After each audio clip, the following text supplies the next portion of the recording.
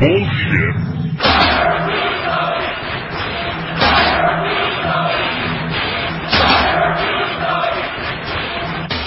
He watches his mother shoot his father 3 times in the back. I'm Mr. Blackman. They're the puppies.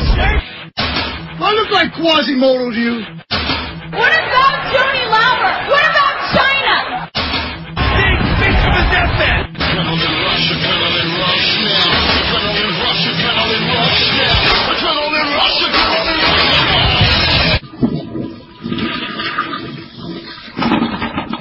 All right, Impact. Last week's Impact had a atrocious first hour, a horrible first hour, and a great, great second hour. This week, a really good first hour, and boy, what a shitty second hour they had. I'm going to, for once in my life, take the optimistic viewpoint. I'm going to take the last half of last week's show and the first half of this week's show and say they produced 2 straight hours of awesome TV. I guess it would have been 2 straight, yes. Sadly, there was 7 days in between. And then there was also... And there was shit on either end of it, so yes. There you go. We had a good video package opening up this show. It actually was really good. Angle and Tomko. We had, for those of you that didn't listen to the show today, Figure 4 Daily, Kevin Nash no-showed.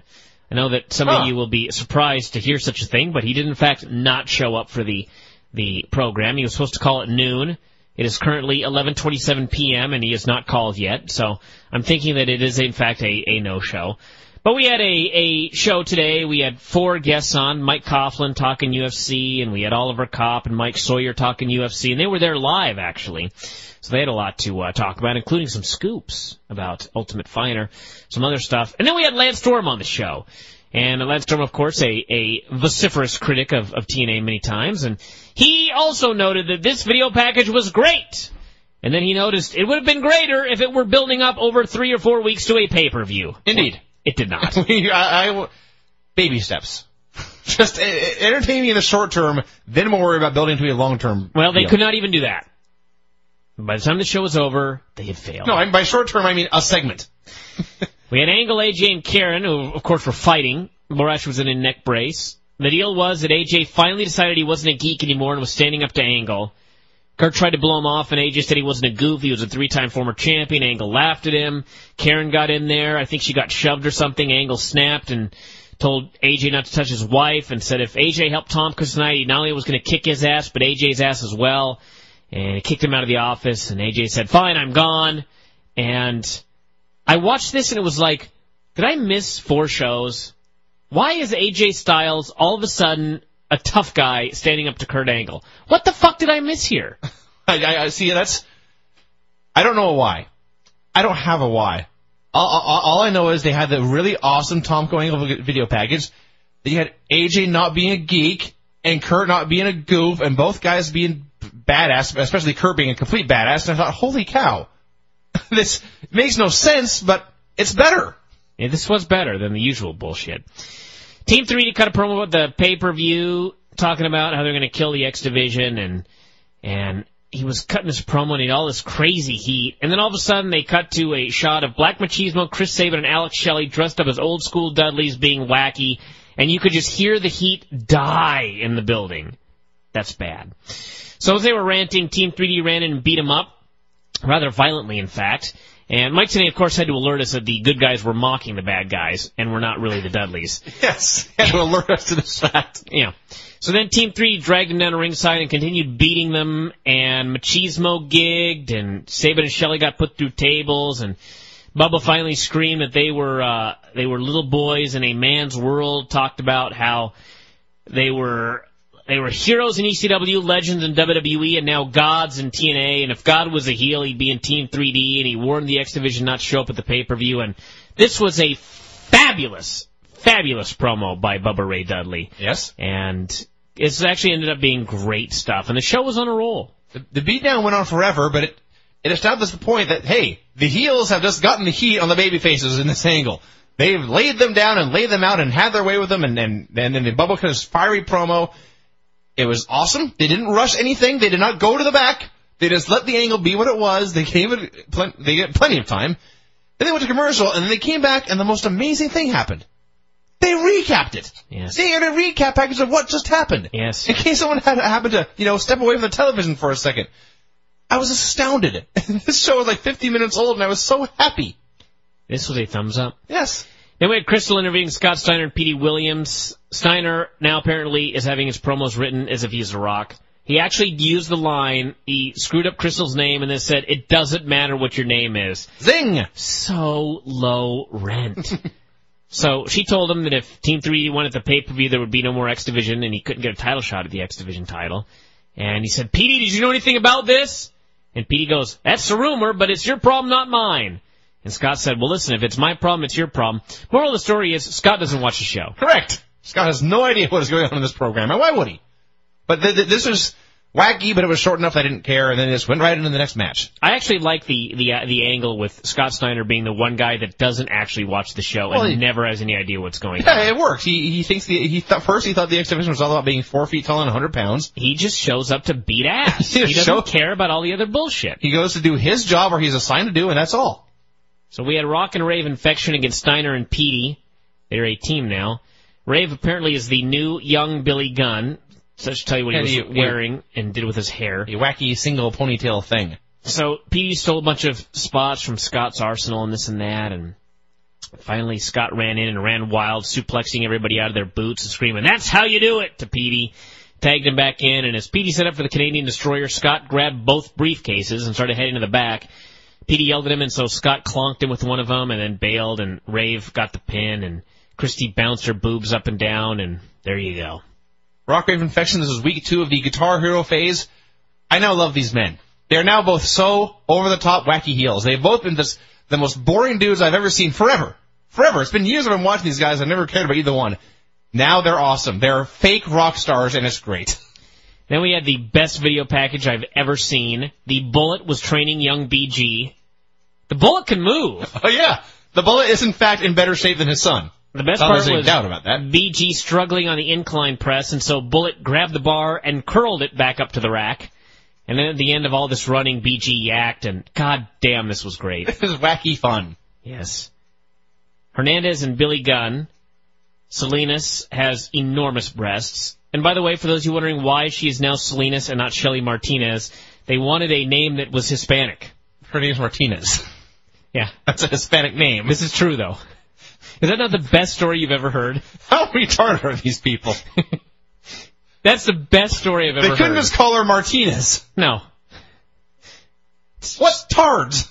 So then we had some stuff. The Voodoo Chick, or Selene's tried to interfere, and the Voodoo Chick broke it up, and she tried to throw powder and accidentally hit Kip, and then Hernandez pinned him. And anyway, the point is, this annoyed me because they had interference twice, the first of which meant nothing. Why do you do that? Oh, because they're TNA. Just don't do that, everybody. If you have an interference, if you need to have interference, you don't need it twice, because then the second interference is just, anyway, it's just lame. We've given this speech about 9,000 times. It's made me so angry. It's like they distracted the ref, and it led to nothing.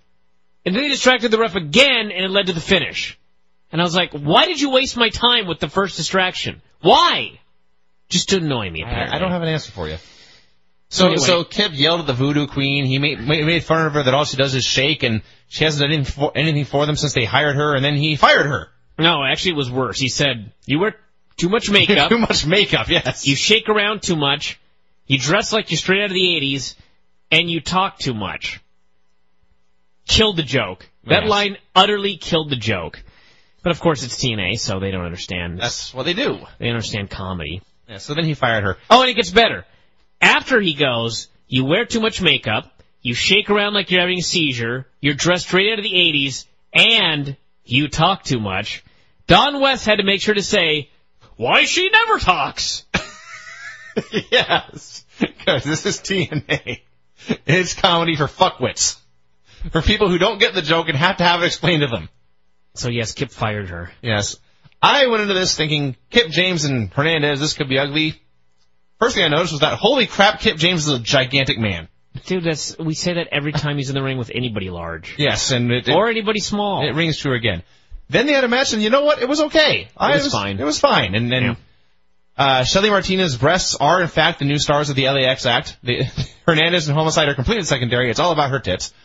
And they had their little match. What a pig. I'm merely stating how it's presented. they do the entrance, and she's up on the apron gyrating, and the camera zooms in on her chest as they play the theme song. That's all it's about. Yeah. I'm just stating how it's presented. So then they did the match, and it was fine, and then Voodoo Chick got fired and was so heartbroken that, well, I guess we'll talk about that later. AJ met with Tomko and said, listen, we're the champions of the world, but I don't want you taking this match because Kirk's my boss, and Tomko told him to shut up, and said he should have punched him last week, and AJ was acting like a schoolboy, he said, having fallen for Karen. AJ said, she's into me. She told me. I have her wrapped around my little finger. Tomko said, leave me alone. I'm doing this match, and that's final. We had the all-access Brock Lesnar plug, which was awesome. And the best part about this is you got Brock Lesnar there swinging tires or whatever the fuck he's doing, and Angle's talking about what a badass he is, and it's just great. And then all of a sudden they cut to Mesias and a jobber, Corey Javis, I believe is his name. The first thing they did was they had this, this Brock Lesnar doing the real fight. Then they cut to the barbed wire massacre package, which is all about torture and freak show and blood. And they called it, and I quote, a masochist's dream. Oh, yeah. Not a sadist, a masochist. So apparently they're just going to take turns running into the barbed wire over and over again. Then Macias came out, and he's got the robe on and the purple robe, and he's got freaky Jim Mitchell there with the beard and the purple suit, and Macias has this rubber Halloween mask on, and that's when you go from Brock Lesnar doing a real fight to Judas Mesias trick-or-treating. Yes. Fail. Then after Mesias won, Jim Mitchell cut a promo about Chris and how he was Chris's father, and his delivery is so awesome, but this storyline is so ridiculous in 2008 that it's such a turnoff. Well, it's so pointless. It's so stupid. Again, immediately after the UFC package where the feud is based around who will win, this feud is based around who is whose father or brother. And by the way, they repeatedly refer to Abyss and Macias as stepbrothers. Now, Mitchell has said he's Macias' father, and now he's no one cares but you. And he's Chris's father. That would not make them stepbrothers. That would make them half-brothers. God damn it. Thank you, Vince. You're welcome. This was driving you crazy all night, and I was like, no one cares literally in this world except you. But I do care, thus I had to say it. Jesus. Shark Boy cut a promo, said he had an open challenge for anybody, and no one came out. Don't ask me why. So then he beat up Slick Johnson and gave him a stunner, and then a bunch of geeks came out and he gave them stunners, and it got over. The people were actually cheering and going crazy, and I thought, what is happening? I don't know. Shark Boy is about to actually become the most popular guy in this company, being Steve Austin. Yes, for me personally, the joke is old. I'm no longer laughing at it, but the people still love it, so whatever. Bunch of shit happened in Cornette's office. I don't know what. I know Nash was there. I know AJ was there. I know Cornette said, slow down, cowboy. There's a lot of shouting. Kevin Nash referred to Morgan as Giant Val Kilmer, which is one of the worst insults I've ever heard. I don't know what that meant. Bitching about contracts, and AJ wanted the match broken up, and it was just lame. Then we had AJ in the ring with Cornette. AJ still had his stupid-ass crown on, and Cornette made the match. AJ's special referee, Tomko Angle. I cried. Guaranteeing. I had been so excited for this match, and they put this in there, and I suddenly knew, gonna be shit. It's gonna. They ruined. They sabotaged their own show right here. They liberally said the main event will suck, everyone. Yeah, it'll be stupid. They had promised Awesome Kong's first interview, but her new manager, a chick in a veil with the fakest accent you've ever heard, read a statement, and it was dumb. They have turned Kong into a cartoon character, and they're fast on track to ruining her. It certainly did her no favors, as she, the manager chick said that Kong is a woman of peace. And then Kong smiled. Then the manager chick said, unless you agitate her. And then Kong made a meaning face. Lame. Failure. ODB, Voodoo Chick, and Angelina Love. Speaking of failure, I thought this match was a complete mess. Angelina took the ref by rubbing her breasts in his face. ODB had a pin on Voodoo, but there was no ref, so as ODB went to figure out what was up, Love slid under her legs and covered Voodoo. Or no, she covered Voodoo, and the ref slid under ODB's legs and counted the pin, and I was thinking, why did they just have ODB not win this match. Yes. Okay. What does Angelina Love have to do with this ODB Awesome Kong storyline? Let's start with that. ODB has a title match against Awesome Kong in 2 weeks. You would think here she's in a 3-way. Okay? This is going to be very simple. The other two are going to gang up on her. She's going to overcome the odds, fight them both off, and get the win and look strong going into the pay-per-view. Simple? Effective? Sure. What they did instead was they had ODB and Roxxy. They both wanted to be the one to beat up Angelina. So one of them would beat up Angelina, and then ODB would shove her out of the way and beat over Angelina for a while. So basically, Angelina was the babyface here. Why? I don't know. I have no idea. Second of all, the match was just no good in general. They were falling all over the place, and it was just bad and ugly. And then the finish came. And I was gobsmacked, flabbergasted, astounded. I could not believe what had happened. It was so pointless, and I didn't understand what the point of any of it was. Best of all, immediately afterwards, ODB was outraged, and so she beat up Angelina more to quote, get her heat back, unquote. And I just know, somewhere backstage, there was a man who was saying, everyone thinks ODB is going to win this. We need to swerve them. We need to swerve them. So we'll have ODB not win and then beat her up at the end. Bad idea. Bad idea. And also, we should note, yes, Roxxy Laveau, 20 minutes after being fired, was still out here wearing too much makeup, shaking around, and dressing like Stevie Nicks. Still wasn't talking. Still not talking. I want to know, my question was much more simple than that long-winded tirade that you just went on, which was simply, if Angelina was going to win, why did you beat her up afterwards? Same thing. To make sure nobody gets over. That's their goal. To suppress all stardom. We had a quick Tomko angle brawl backstage, which was a completely unnecessary segment, and they immediately cut away. They replayed the Sharmell Robert Roode angle again, which just brought joy to my heart, because this is like the first angle that they're really making a big deal of in 2007. And by the time this damn year's over, it may be the only thing I remember for that very reason. Today was in the ring and interviewed Booker on the big screen, and he said Sharmell was doing well, would be back soon, thanked everybody for their support. Then Robert Roode and Peyton came out and demanded they go to break, and Tenay said, since when are you and the man in charge? And then Mike Tenay said, let's go to break! So apparently the answer is, since right now. We had Roode, James Storm, and Peyton against Sanjay Dutt, Eric Young, and Tracy. Yes, Peyton and Tracy in the ring together, unbilled, no advertising, just on Impact. Sure. These people have no patience. So we got the wacky girls going after each other, the cat fight. Tracy chased her to the back. Storm super kicked Eric. Roode gave him the fisherman suplex for the pin. Roode is awesome. He's another guy that should be pushed towards the title. If you'll recall, he was doing something with Angle and then he's not no more. I don't know what happened. Things change. Yeah. All right, here's what happened in this match. They had the heat on Eric Young. We forgot. At the end, Booker ran down. So the thing on the big screen apparently been a swerve. It had been a trap. He was not actually via satellite. He was backstage. He flew all the way there so he could chase Robert Roode to the back. He chased down to the ring. Roode saw him and ran away, and Booker chased him to the back, and that was it. That was that. Okay, here's the story of this match. They had the heat on Eric Young. They were beating him up. My telephone rang. I went to answer it. I had a brief conversation. I hung up. I looked up. Robert Roode was pinning a man. I missed the hot tag. I missed the comeback, and I missed the finish. I went back to my phone. I was on the phone for 25 seconds. That is not enough time to do the hot tag, the comeback, and the finish. But in TNA, they found a way. Thumbs down, everybody. Thumbs down. Kaz did a promo. Speaking of thumbs down, I don't know what. It was a failure. That's all you need to know. He was apparently dressed up like Black Rain. He was called White Sunshine. White Sunshine, because, rain, sunshine, even though rain is not the liquid in the Black Rain name. This was so stupid. And then it peaked when he said next week there will be a match involving poles. 4 of them. God. Okay, here's... No, quite down. Cornette was in the ring for the contract signing. I know you're just going to rant about something. Is it a value and will take less than 15 minutes? It explains how stupid Kaz is, and how stupid the show is. Well, go ahead.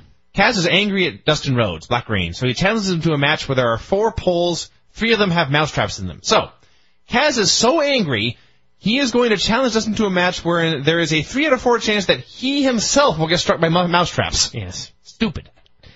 Cornette was in the ring for the contract signing. Morgan was there with Cornette, and Nash was there with Joe, and Cornette was acting stressed out. He couldn't find a pen. Morgan said he had one. He threw it at Joe's face. Joe went nuts. Morgan pie-faced him, so Joe gave him a backdrop driver through the table. Nash cackled. Joe tore up the contract, threw it on Morgan's body. To the back! I asked the question again. Why is Joe a babyface, and why would anyone give a shit about a babyface bitching about how much money he's making? I don't get it. See, when you asked earlier about who cares about the Mitchell Abyss Macias storyline, this is my who cares. This is my ultimate who cares. Who cares about Joe's contract or the money or Nash's advisor role or Morgan's jealousy or Cornette's incompetence because he didn't bring a fucking pen to the contract signing? Shouldn't this all be about the title? You would think. Why is this about what Joe's making? Is he going to send me a paycheck? Moreover, if Joe had the dream contract and he gave in all his demands, why did he tear it up? Now he's back to being unemployed. No, here's what you missed. He's not unemployed. This was a renegotiation. So when Cornette said, soon he'll sign this contract and we'll be able to control him, he was currently under contract. Right. So why can't they control him now? I don't know. I hate this show. So Joe tore up his own big raise. Yeah. Great. Yeah, because a pen had been thrown at him. And now we're supposed to care. Okay. We're supposed to get behind him. A pen was thrown at him, so he tore up a great offer. And now we're supposed to get behind him when he bitches about his pay the next time? If I go into work on Monday, and they offer me a contract paying me 15% more than the highest paid guy, and then throw a pen at me, I'll pick the pen up off the floor and sign it. Immediately. Not Joe. Joe's a man of... He's a hero. I don't know what he is. Except part of a bad program. Then we had Angle and Tomko with AJ as ref, presumably non-title. I don't know if they ever actually said, but it was assumed, I guess. Assume nothing, my teacher once told me in junior high. TNA just assumes everything, or assumes we know everything. So, of course, AJ immediately starts doing slow counts. Match, dead. From the get-go. Out of the gate. They ruined this. I wanted to see this match so bad, and they ruined it. They ruined everything. It is amazing. So, of course, they do a bunch of near falls, which the pace of the match and the pacing and everything is just killed by AJ's wacky slow counts. And finally, AJ got knocked out of the ring or something like that, and Christian ran down and hit Angle with the belt. And the story was that neither Christian nor Tomko knew this, but then AJ got back in the ring and did the longest recount ever. Not only did this show fall off a cliff, it fell into a deep abyss at this point. It may still be falling. And Karen yelled at AJ afterwards, and of course it was to the back for a interview with Christian, and he said, Tomko says he wants to do what's best for Tomko, so do I. At which point Mike Tenay immediately said, did you hear what he just said? He said, Tomko says he wants to do what's best for Tomko, so do I. Thanks, Mike. Show us such fuck-witted people. Such slow-brained people watch this show. They ruined this. And again, I asked the question, if you've got a championship match booked for February, and you've also got a championship match booked for March, why, on the last show in January, did you have a guy beat your champion? I don't know. I don't have a good answer for this. I don't have a good answer for any of the segment. You've covered everything except one. Here's one we ask every week too. Why do these guys work so hard? Because Kurt and Tomko were trying their damnedest to have the best match they could in absolutely impossible conditions. So they would go 1,000,000 miles an hour. There would be a cover. Everyone would stand there. Everyone would look up at AJ. AJ would hold up his hands. He would drop down. He'd count one. He'd beg the guy to kick out. He would count two. He'd say, come on, kick out, kick out. He'd raise his arm, and as it started to come down, the guy would kick out. At this point, here's what really annoyed me. Mike Tenay and Don West would mark out for these near falls. They were actually into this match. Kurt Angle would kick out of a 13 count, but he'd be out before 14. and Don was to say, "Oh, he almost had him that time," like it was a fair and legitimate contest. And I watched. Who could enjoy this? How? I don't. Name me one person on the face of the earth who could have sat down on the end of a Thursday night. It's all the people that will defend the show. Their excuse will only be it's better than WWE, which it's not. But they hate WWE so bad that they think that this is better. These are the people that enjoy this product. Even if you think it's better. No. Even if you have such a blind spot for WWE that you think this is superior, that doesn't mean it's good. No, they think it's good, though. Who could sit down at the end of a long Thursday? I don't know. I must ask this question. 1.6 million people that do. No, there can't be. There are. I've never seen one guy with 1.6 million boxes. That I would find much more plausible. I see.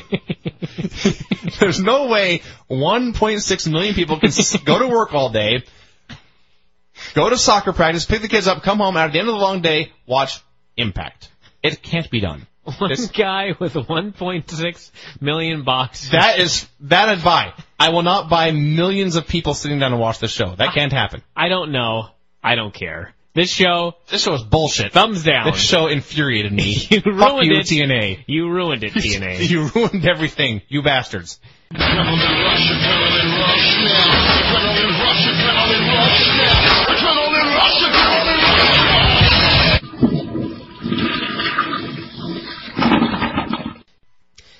All right. I guess we got to do Impact. Dreading it as always. From Clash of the Champions 87 to this show. That was a horrible idea. Which they named Friend or Foe. Yes, last week they had the great video package for Tomko and Angle. This week, back to the usual bullshit. 87 things going on in a 20-second package. Yeehaw. Borash came out in a Nick Brace, interviewed Robert Roode, and he had to do impersonations of Sharmell and Booker. This was very bad. Then he got serious, and it was actually very good. Yes. He said this was all Booker's fault. He said it was an accident at the pay-per-view. Booker knew it. But Booker also had to know that he should be thankful because now with her broken jaw, she was going to have to lose weight and would not be able to boss him around. And he said, I want to say you're welcome. This was great. Robert Roode is so awesome. Roode doing the scripted comedy they give him was so unfunny, and Roode just being a prick heel was so awesome. Now, I have a button on my remote. Yeah, that's right. That skips forward 30 seconds. That's 30 seconds, half a minute. 30. So when guys are coming down to the ring, I hit that button once, and I just skip through the entire ring entrance. I've got to save some time here, everybody. So, Robert Roode's coming out for a match with somebody, and I hit that 30-second button, and all of a sudden they're like, on another segment, and I'm like, what happened here? So we rewound, and in that 30 seconds, Booker T ran down through the crowd, attacked Robert Roode, they got in a brawl, chased each other up the ramp, and disappeared.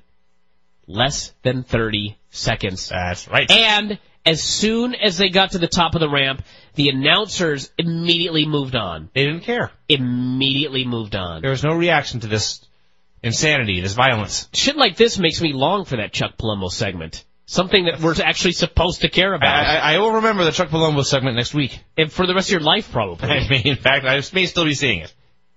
So then we had Matt Morgan screaming at Cornette backstage, saying Joe attacked. I will give some credit to TNA very quickly, though. When the announcers didn't care about the Roode segment, they did spend the entire time plugging the pay-per-view. There were a ton of pay-per-view packages and plugs during the show, which was good. Problem was, despite all of it, I still had no desire to see the show. Baby steps, Brian, baby steps. Matt Morgan screaming at Jim Cornette, saying Joe attacked him and nobody done a thing about it. Cornette said, well, I'm not going to. He said, tonight, Joe, one of the biggest stars in the company, is going to sign a contract, and if Morgan got involved, he was going to have to fire him. Morgan said, fine, I don't like it. And Cornette said, plenty of people don't like their jobs. And I laughed. Boy, did I laugh. Awesome Kong and Tracy Brooks. Tracy now has a first and last name. The girls came out and they immediately went to commercial, which is always great. Let's review. The opening segment of this show was the video recap, the title screen of Friend or Foe, Bobby Roode came out, Booker T chased him away, the announcers played the pay-per-view, Cornette and Matt Morgan yelled at each other, Tracy Brooks and Awesome Kong came out. That was the first segment. 900 things. Yes. And when they came back, they were about to lock up. Yes. Still no wrestling. ODB showed up on the screen, cut a promo on Kong. She's such an enigma. The point of this promo, and I swear to God, I'm not making this up, ODB said that she, not Kong, she is smelly and ugly. Yeah. And the fans cheered. Yes. Okay. And this distracted Kong, and Tracy tried to get the advantage and still failed. Kong beat her with the sit-out powerbomb after a horrible spinning back fist and a move that is a released angel's wings, which they call the implant buster. Yes. Because all the girls have fake tits. Right, it drops the women onto their chest and busts their implants. This show. So, yeah, Tracy's in a major program with Robert Roode, and here she is just getting beaten in a match like a geek. Well, and the other side of it, here's Awesome Kong, the most dangerous wrestler in the world, having a competitive match with Tracy Brooks. This was a no-win situation. No, this was a failure. And then, of course, Peyton ran in afterwards and attacked Tracy, and Geeks came out to break it up, and to the back! I'm getting pretty good at that Mike Tenay impersonation right there. Booker chased Roode out of the building. Roode jumped in a car and zoomed off, and by my calculations, they had been chasing each other backstage for 12 minutes. I had a dead sprint the entire time. That is at least 1 mile. I had no idea the impact zone was so big. Perhaps there's a number of circular areas in the impact zone that they went around and around for 12 straight minutes, but I laughed. First, Robert Roode ran by. This is like a silent movie. Robert Roode ran by, then Jerry Borash ran by trying to get an interview, and then Booker T ran by, and then Roode dropped in a car and drove away. Thumbs down. That's a thumbs up, actually. The idea of them running a mile backstage for the first 12 minutes of the show was a thumbs up. And that, by the way, that was the second segment. Yeah. Cornette interviewed Steiner and Petey, which Steiner's so awesome. Yes. Steiner's gimmick is he has no idea what's going on in TNA, ever. No, he does not watch the show, nor does he pay attention to any segments he is not in. Nor does he care about anything. Nor does he give a shit. Nor, by the way, he's also aware that none of it, when they explain it to him, he knows it makes no sense. Yeah. He's a fan who watches the show. No, he's me. Or yes. He's a wrestler. He hates being there. He just wants to win his title. Yes. And that's it. And make his money. All he cares about is his freaks and his peaks. Yes. So, I'm mad at you, he screamed at Cornette, for talking him into taking the X Division briefcase when there might not even be an X Division after Sunday. So, anyway, Cornette ended up saying that on the pay-per-view, him and Petey were going to have a case versus case match, at which point Scott flipped out and screamed, "So what's that mean?" Because Scott, the only person on the show with a brain, knows none of it makes sense. Cornette said, well, what that means is the winner gets both cases, and so no matter what, you're guaranteed something. That was his exact words, by the way. You get a title shot at something. Yes. This made everyone happy. Why can't Steiner just take a shot tonight? I guess it wouldn't matter because there may not be a division, but no. What are they waiting for? That's my other question about this. This stupid Feast of Fire Battle Royal was like 6 weeks ago. And they've never said when. We still don't know who won. Well, no, we know who won, but they've never said, like, when you actually get your shot. Yeah. They can't just say you get it whenever you want. Can't they explain something? We were supposed to know at the end of that match who was getting the world title shot. It's been 7 weeks. We still don't know. That's my point. Yes. Kaz and Black Rain in a pole match. The gimmick was there were boxes on 4 poles, and in one of the boxes was Marlena the Mouse, and in the others were mouse traps. Now, I realize that on the front page, being a math minor in college, meaning that was my worst subject, I said that there was a 25% chance of getting a mouse trap.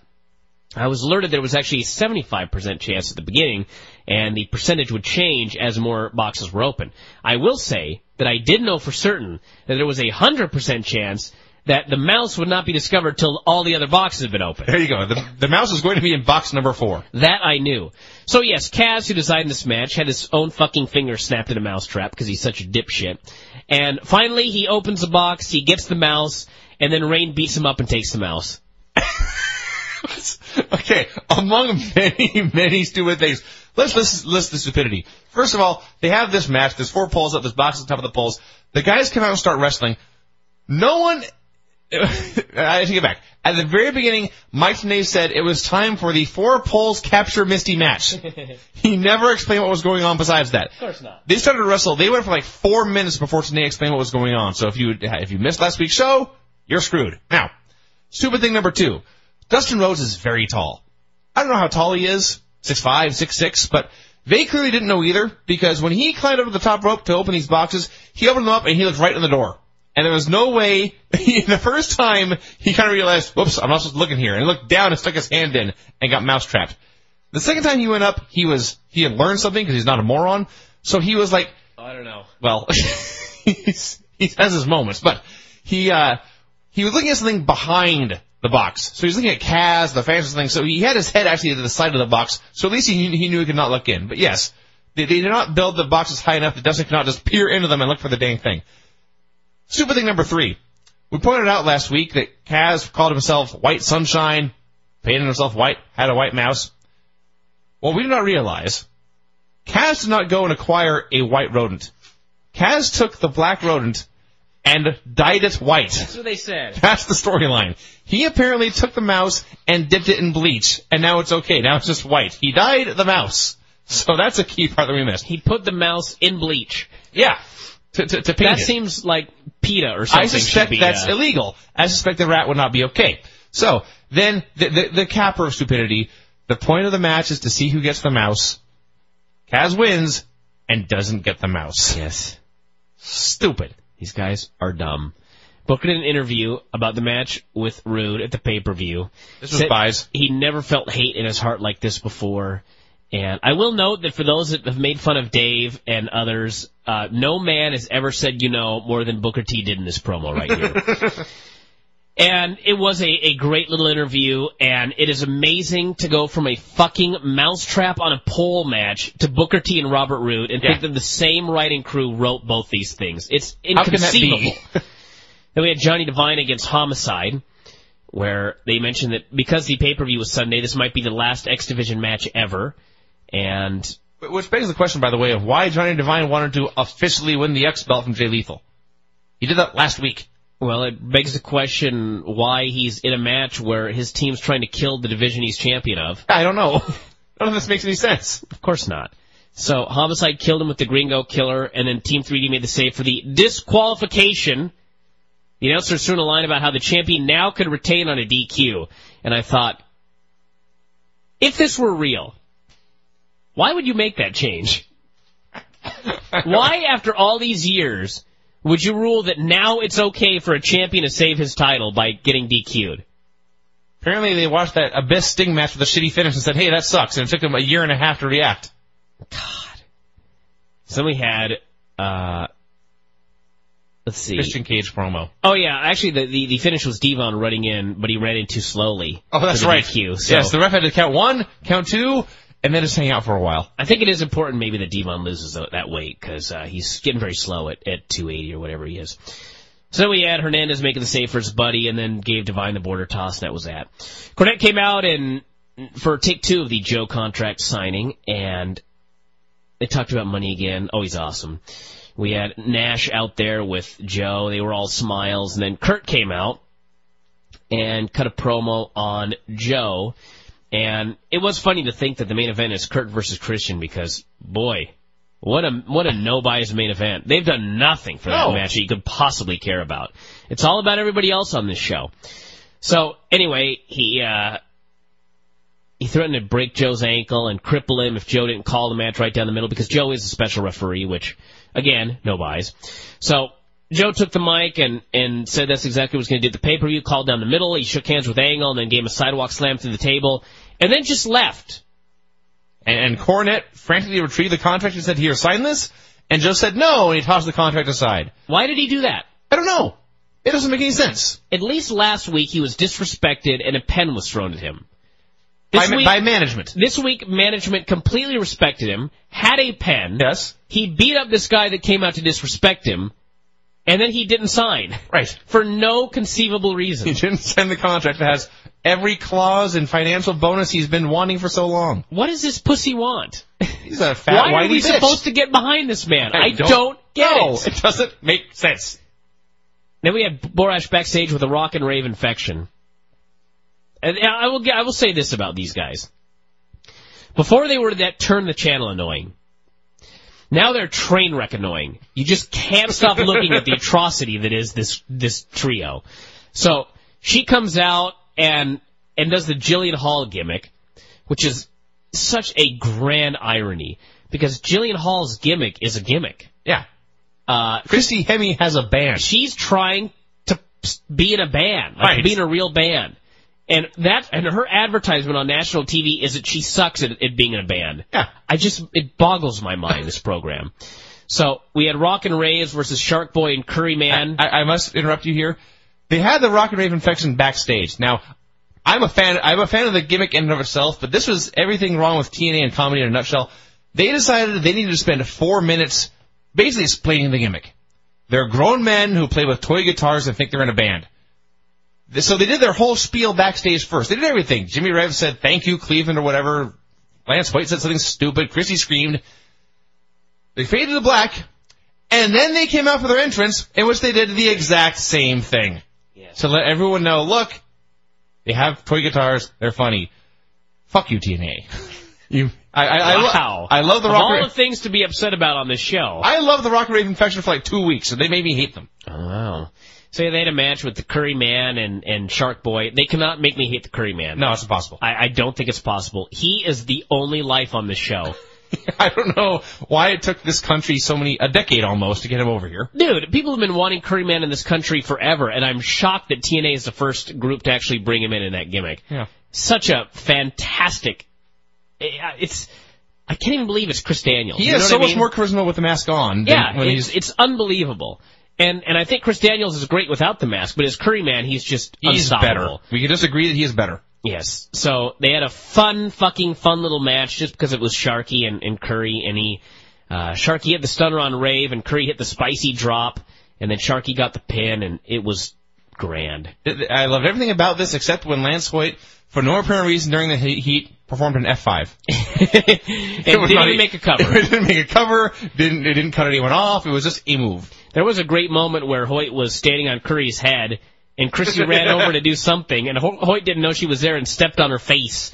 And I thought, boy, what a... That was the whole team in a nutshell right there. That is Bush League. Accidentally stepping on each other's heads. BG and the Bullet did a promo backstage, and it was awesome. I love the Bullet. I thought this was great. BG cut a great promo about how he was going to win the tag team titles, and he was going to do it with his hero. And then Kip came up and, of course, said, wishing you luck on Sunday. And he had a big smile, and he hugged him, and I immediately knew you're turning on him. Kip came up and said, I'm going to stab you on the back of the pay-per-view. See you in 2 days. You know what's funny, though? 3 days. I was thinking about this. This is a turn that actually makes sense. Sure. You know what? You're right. BG got the briefcase, and Kip James thought that he was going to be loyal to his partner, and BG actually helped him get the case. BG threw it, and he caught it, right? Mm-hmm. Yes. So BG helped his partner get a tag title shot, and his partner did not choose him to get the shot with. Mm-hmm. This makes sense that BG would be pissed off and turn on them. However, because every single storyline on this show ends up in a swerve, this is just another one in the pack, and it isn't going to mean a goddamn thing. If there were never any swerves, if everything happened exactly as you expected it to happen, and then they pulled this fucking thing out of the hat, this would get some fucking heat. This would get some great old Southern-style heat. Yeah. Instead, he's going to turn, everybody knows it, nobody cares. Plus, the Armstrongs have been cutting these promos for the past few weeks where it's just been BG and Bullet, but them by themselves. Kip, so awkwardly being inserted into this last promo, was just a flashing neon sign. The only reason he was there was to remind people that he's a friend of theirs, so he can turn on them. Or what they're going to do is because he hasn't been there the entire time and they threw this in here, it was the beginning of a swerve for a swerve. Meaning, at the pay-per-view, he's going to come out, he's going to help them win, and they will all celebrate together, and Vince Russo will go, ha, ha, ha, we sure showed them. We surprised them. Either way, the point is, either way, nobody's going to care. And no one's going to want to pay to see it. And there is a way that they could have cared, but it ain't ever happening now in TNA. Then we had AJ versus Tiger Mask. I gotta say this about AJ. He's so awesome. Yeah. Like, he was so good in this match that you could almost forget all the dumb bullshit that he's involved in, and you could almost take him seriously. And I just watched it and I was like, when's the last time we really saw AJ working like this? It's been a long time. It's been like a year. Yeah. and it's badly missing. This was great. And he won with the Styles Clash, and he looked like a... I think the good thing with AJ is he's so good that if they ever decide to actually be serious with him, at some point he might mean something again. It will not be immediate, don't get me wrong. But I think that he's good enough that you can build him up to meaning something again. But right now he doesn't mean a goddamn thing.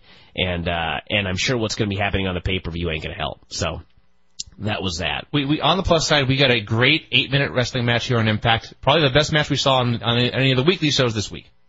Best TNA match we've seen in forever, actually. I just meant of TNA, SmackDown, or ECW.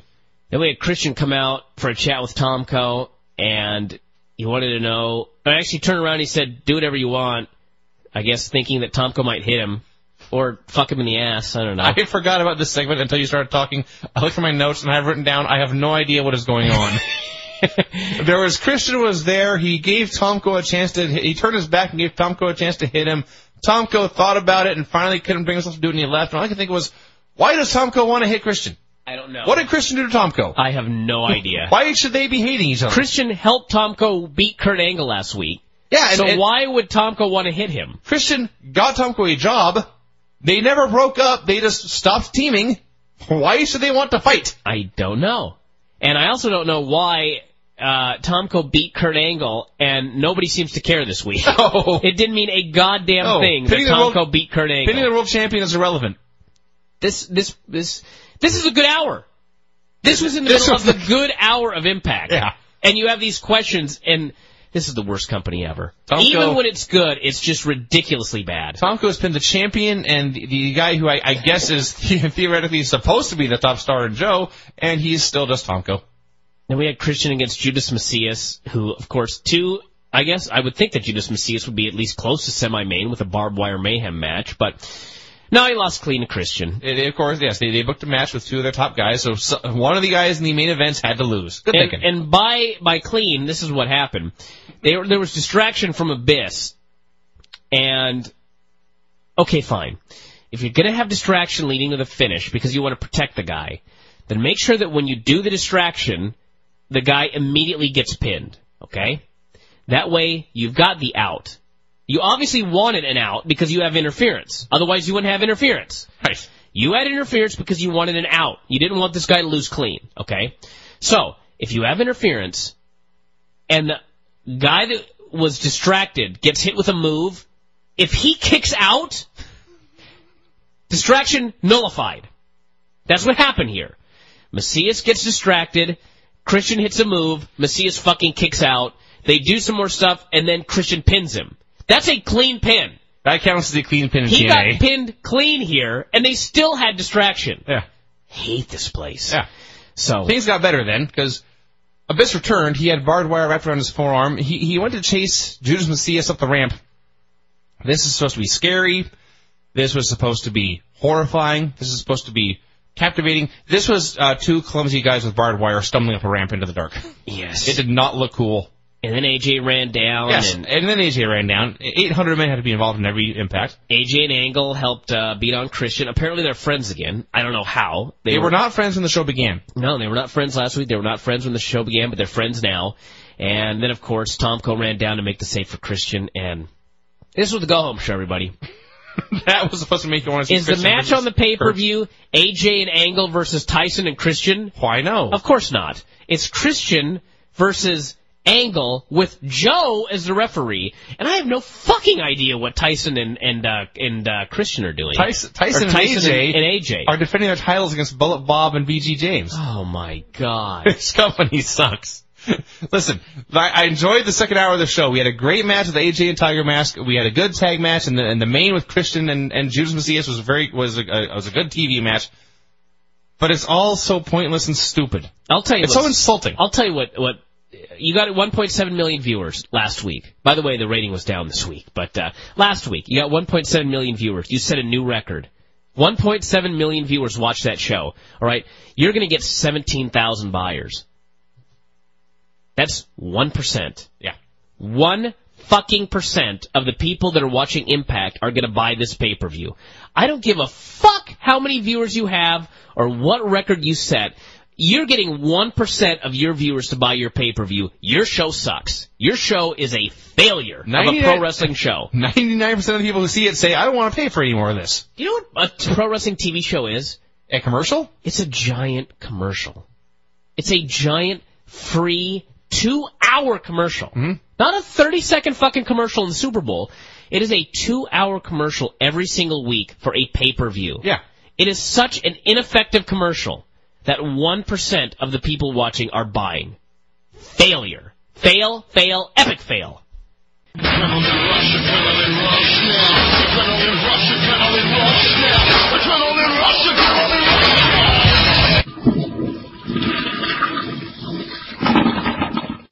Well, it is the Sunday night Bryan and Vinny show. We're here to recap the TNA Against All Odds pay-per-view. I actually thought a little bit about just putting up a file of last year's Bryan and Vinny show for TNA Against All Odds. For those of you that have not checked out my Fight Network column for this week, I suggest you go up there right now and read all about it. I had this idea when I woke up this morning to take a look back at Against All Odds last year. I don't even know why I had this desire to do so, but I did. So I look back at the pay-per-view from last year, and what a shocker to see that Team 3D was involved in a street fight, and a bunch of other similarities as well, the most stunning of which was the fact that the main event of last year's show was Kurt Angle versus Christian Cage for the title, with Samoa Joe as the special enforcer. Are you serious? It was the exact same fucking match on the exact same pay-per-view last year. That's astounding. And not the exact same finish. The other man won in this particular instance. But it was still a fuck bullshit finish. Was there still a swerve? Oh, I don't remember. I just remember it was all bullshit. There were ref bumps and people fell down and people got involved and it was crap. But anyway, the point was, same main event 2 years in a row, which I thought was quite funny. I also noticed that there was a street fight, hardcore, table, bullshit match with Abyss, this time involving Sting. And it was quite eye-opening to see that the Abyss storyline with Jim Mitchell as his father has been going on now for a year. Yeah. And still nobody cares. Baffling. Don't. The best part was I went back exactly a year because now I was really like, this is a little creepy how similar this is to last year. So I went back and I looked at the ratings for last year as compared to this year. And after a full year, a year ago, they were doing 1-hour shows, and they did a new record for themselves at this time last year. And what was that? They did a 1.12 rating and 1.6 million viewers. Well, you would think with another year, then they would grow to another record. Well, this year, they did a 1.11 rating and 1.6 million viewers. Well, to be fair, they grew a month ago and then came back down. They are, in fact, at the exact same spot, the exact same place they were last year. They have the same main event on pay-per-view, the same main event, even with the same special enforcer, the exact same rating, the exact same number of viewers, the only difference being buy rates are lower. What does that tell you? What kind of message would that send to anybody with a functioning brain? We should change things. Something needs to be fixed. Something is broken. Now, I will say that this pay-per-view, the main event of this show, everybody who is going to buy this pay-per-view based on a recommendation that I may or may not give here on this show, I ask you to please, during the Angle versus Christian match, as soon as Christian does the unprettier and Angle kicks out, just shut it off. Just shut it off. Because I know you're going to be watching it and you're going to think, God, this is a fucking great match. It's just going to get better from here. Take my word for it. It doesn't. It doesn't. No. In fact, as soon as he kicked out, the moment he kicked out, this is what a genius I am. As soon as he kicked out, my brain suddenly said, bullshit starts now. It just said that. You and Vince Russo are on the same wavelength. And no shit, as soon as he kicked out, bullshit immediately started. A ref bump immediately. It was all downhill from there. It was all downhill from there. We had Karen get involved. We had Angle crushing Karen. This was after the ref bump. We had Joe getting involved. We had AJ Styles getting involved. We had Tomko getting involved. Then we had Tomko getting in the ring and saving Christian from a chair shot by Kurt Angle. I'll repeat that. Kurt Angle was about to hit Christian with a chair shot, and Tomko ran down and saved Christian. He then, of course, turned on Christian and gave him his finisher, which begs the question, why didn't you just let Angle hit him with the chair? The answer is because there had to be a swerve on this show that made absolutely no sense. The announcers were screaming, as they are wont to do at every conceivable moment, but at this particular moment they were screaming, "What's happening? I don't get it! This makes no sense!" Indeed! It makes no sense because it makes no sense. Yes, this is an instance where it does not make sense because they're dumb. It doesn't make sense because it's dumb. This filled me with such unhappiness. Because really up until this point, I was a proponent of this pay-per-view. Mm-hmm. I was giving this pay-per-view a big thumbs up. And they had to give the same bullshit fuck schmoz finish that they always give us. And I guess it made me mad, and I sit here and ask myself, why, Brian? What did you expect? I don't know. You knew that it was the same main event as the year before, and upon reading what they did in last year's main event, you should have had a pretty fucking good idea of what they were going to do this year, which was a bullshit schmoz. Why did you get emotionally involved in this? Why did you get upset? I don't know. I don't know either, because I knew at the same time. I was like, boy, this action sure is cool. These guys sure are working hard. Fans sure are into it. Too bad none of it is going to matter in another 5 to 10 minutes. It never fails to make me mad. It never fails to make me angry. There is an advantage to having your hopes die and dreams crushed. So you're never disappointed. So good. And I pray. I pray to every conceivable god in every conceivable religion.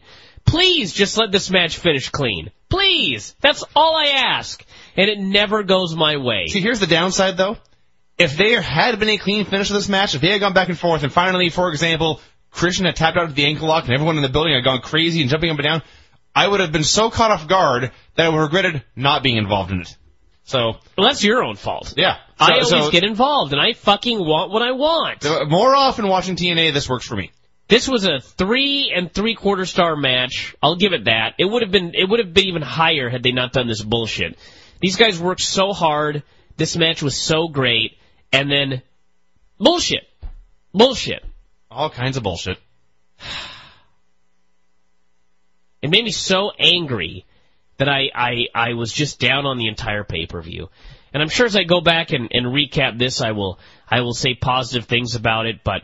There was a lot of good stuff on this show. God, you wonder why nobody buys these shows. I wonder why anyone does. I'll tell you why nobody buys these shows. I'll tell you why they have the same rating and the same main event and lower buy rates. Number one, your TV sucks. I watched your TV, and of all of the matches on the show, the match that got the least amount of build and hype was the actual main event. Correct. They gave more hype to the Awesome Kong match, the and the Robert championship. Roode match, and the drinking championship. And the main event was all about dudes being mad at other dudes, and whose side is who on, and Angle getting pinned by Tomko and all this other bullshit. Just retardedy. And the day came this pay-per-view was going to be on, and I was like, what the fuck's the main event this year? Oh, yeah! Thanks, Dr. Keith, for giving me the lineup. It's Angle versus Christian with Joe as the referee. That's one of the reasons it's a failure. And the second is getting shows like this and just having a sour taste left in your mouth at the end of the show. Everybody, think about into Tomko everybody was. Killed. Mm-hmm. Everybody gets into a fun wrestling match killed. Bullshit after bullshit after bullshit. So as much as I love this pay-per-view, that finish made me not ever want to watch TNA again. So that's why this show will do 18,000 buys. That's my prediction. And with a hitting 1.7 million viewers last week, well, 1%, guys. Fine work. Fine work, TNA. And Kevin Nash no-showed my interview. Don't even get me started. Dick move. So let's recap this program here. The good, the bad, and we will not talk any more about the main event. I have nothing more to say about the main event. AJ and Tomko against BG James and the Bullet for the TNA tag titles. They had Marines out there to do the national anthem, and the Bullet and BG were both in their camo pants and that sort of thing. And AJ came out with his crown. He was acting all wacky. They did comedy early. I couldn't even believe it was the same AJ that I watched on Impact have a great match with Tiger Mask. Things have changed here. They got the heat on the Bullet. On the Bullet, mind you. 67 years old. Can't do a whole lot with him, although he did take a power slam from Tomko to get the heat, which, that was something else. worked him over for a long time. BG got the hot tag, ran wild, and somewhere in here, what happened? What was the finish? I don't even know. AJ, there was heel miscommunication where AJ leveled Tomko and Bubba made the hot tag and BG ran wild. Oh, AJ hit a springboard dropkick to Road Dogg's knee, and they pretty much took it home right there. That's right. He beat him clean. Yeah. There you go. It almost looked like he actually blew out his knee, and they took it home right away. He did not. So there you go. BG and the Bullet lost this match clean, and then afterwards, in ran Kip James to, I don't know. To see if Road Dogg was okay. That's right. That's all that happened. That's it. It was the swerve. That's the whole story. They swerved the swerve. They swerved the swerve here. Let it be known that before the first match in TNA on this particular pay-per-view, the tag teams got in the ring, they prepared to wrestle, and then beforehand, two of them grabbed microphones and proceeded to bitch at each other. Of course. Because everyone in TNA must fight. Then into the match, on the one hand, it was fine, it all made sense. On the other hand, as noted, they got the heat in a 67-year-old man. It was comedy because you could tell Tomko was very extra gentle with Mr. Armstrong. He was treated with great respect and delicacy. Armstrong, on the other hand, just leveled him. He hit him as hard as humanly possible. In the face, several times. So, yes. Sucked to be Tyson Tomko this evening. Yeah. I think I would have punched that old fucker once. You give him one, and then everyone can have two slip-ups. After the third time, it's on. Yes, he'd have been fine. He would have held up all right. I'm not afraid of hurting Bullet Barb Armstrong. Then we had Karen yelling at Angle backstage. They had a fight, everyone. Yes. They had a fight. She screamed at him in a shrill manner. If I had been sitting at home and I had ordered this pay-per-view, I would have turned the television off. I had written that same thing later on. When she first debuted, she was so awesome, and she has now turned the channel heat. An annoying, bitchy woman. And this time, she wasn't even yelling. Actually, she started off yelling about the wrestling stuff. She said he cared too much about the title. Think about that, everybody. Yeah. The title is, in fact, not important to Karen Angle. He cared too much about his belt. Her real problem was that they didn't go out on any dates anymore. So I have no idea what they do the other 6 days of the week that they're not at the Impact Zone. I don't know. She was screaming at him like this was routine. Like she'd been talking about this before. And all I could think was, when did this happen? When did it come up that Kurt and Karen were having... Well, except for the fact they fight all the time, but when did she start to complain about them not being together? Well, Don alerted us that Valentine's Day was coming up and chicks got nutty. Thank you, Don West Lothario. Then we had Tracy versus Peyton Banks. I like how Peyton has gone from being a crazed fan to a trained pro wrestler in a matter of weeks. Yeah. Well, that's what hanging out with Robert Roode will do for you. Well, that may be true. Slapped Tracy at the bell, so Tracy beat the crap out of her. They had a fine little match.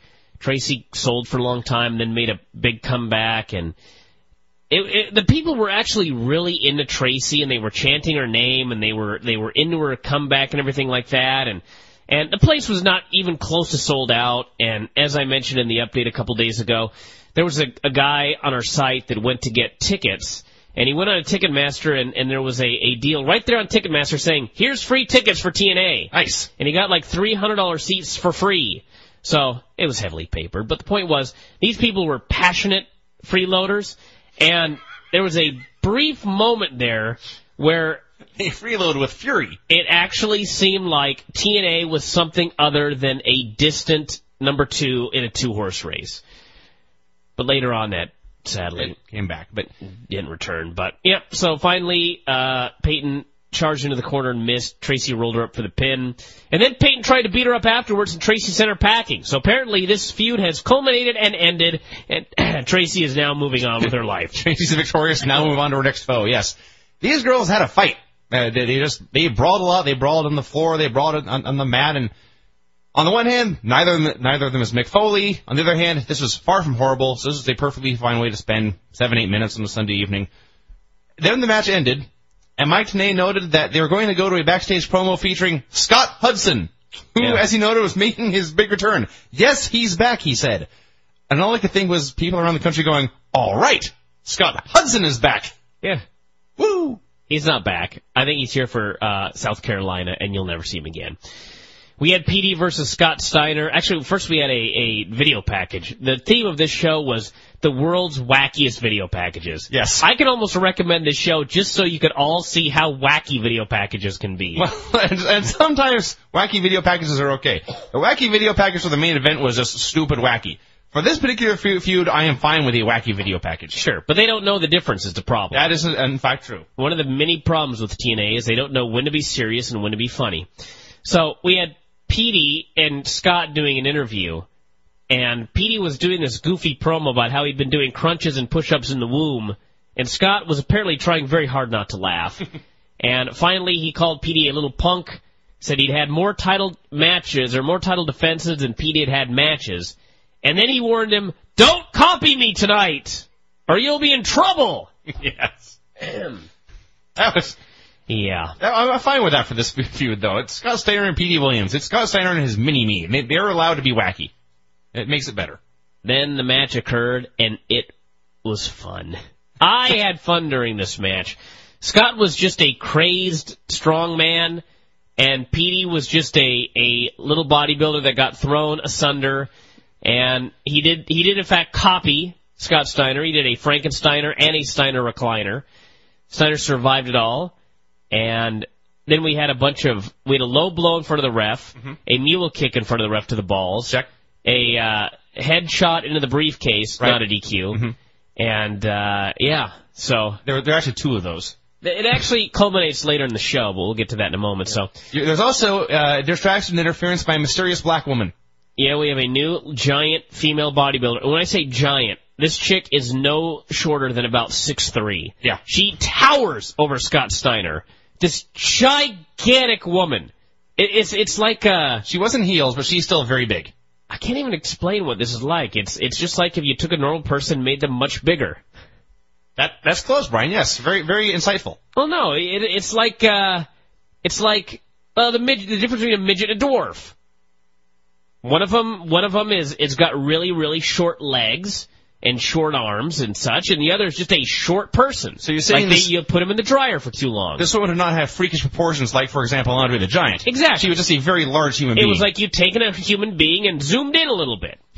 She was humongous. She was tall, yes. So anyway, the best part of this match, and I'm being facetious here, is Scott Steiner wins after this woman distracted Petey and myself, and I'm sure many others.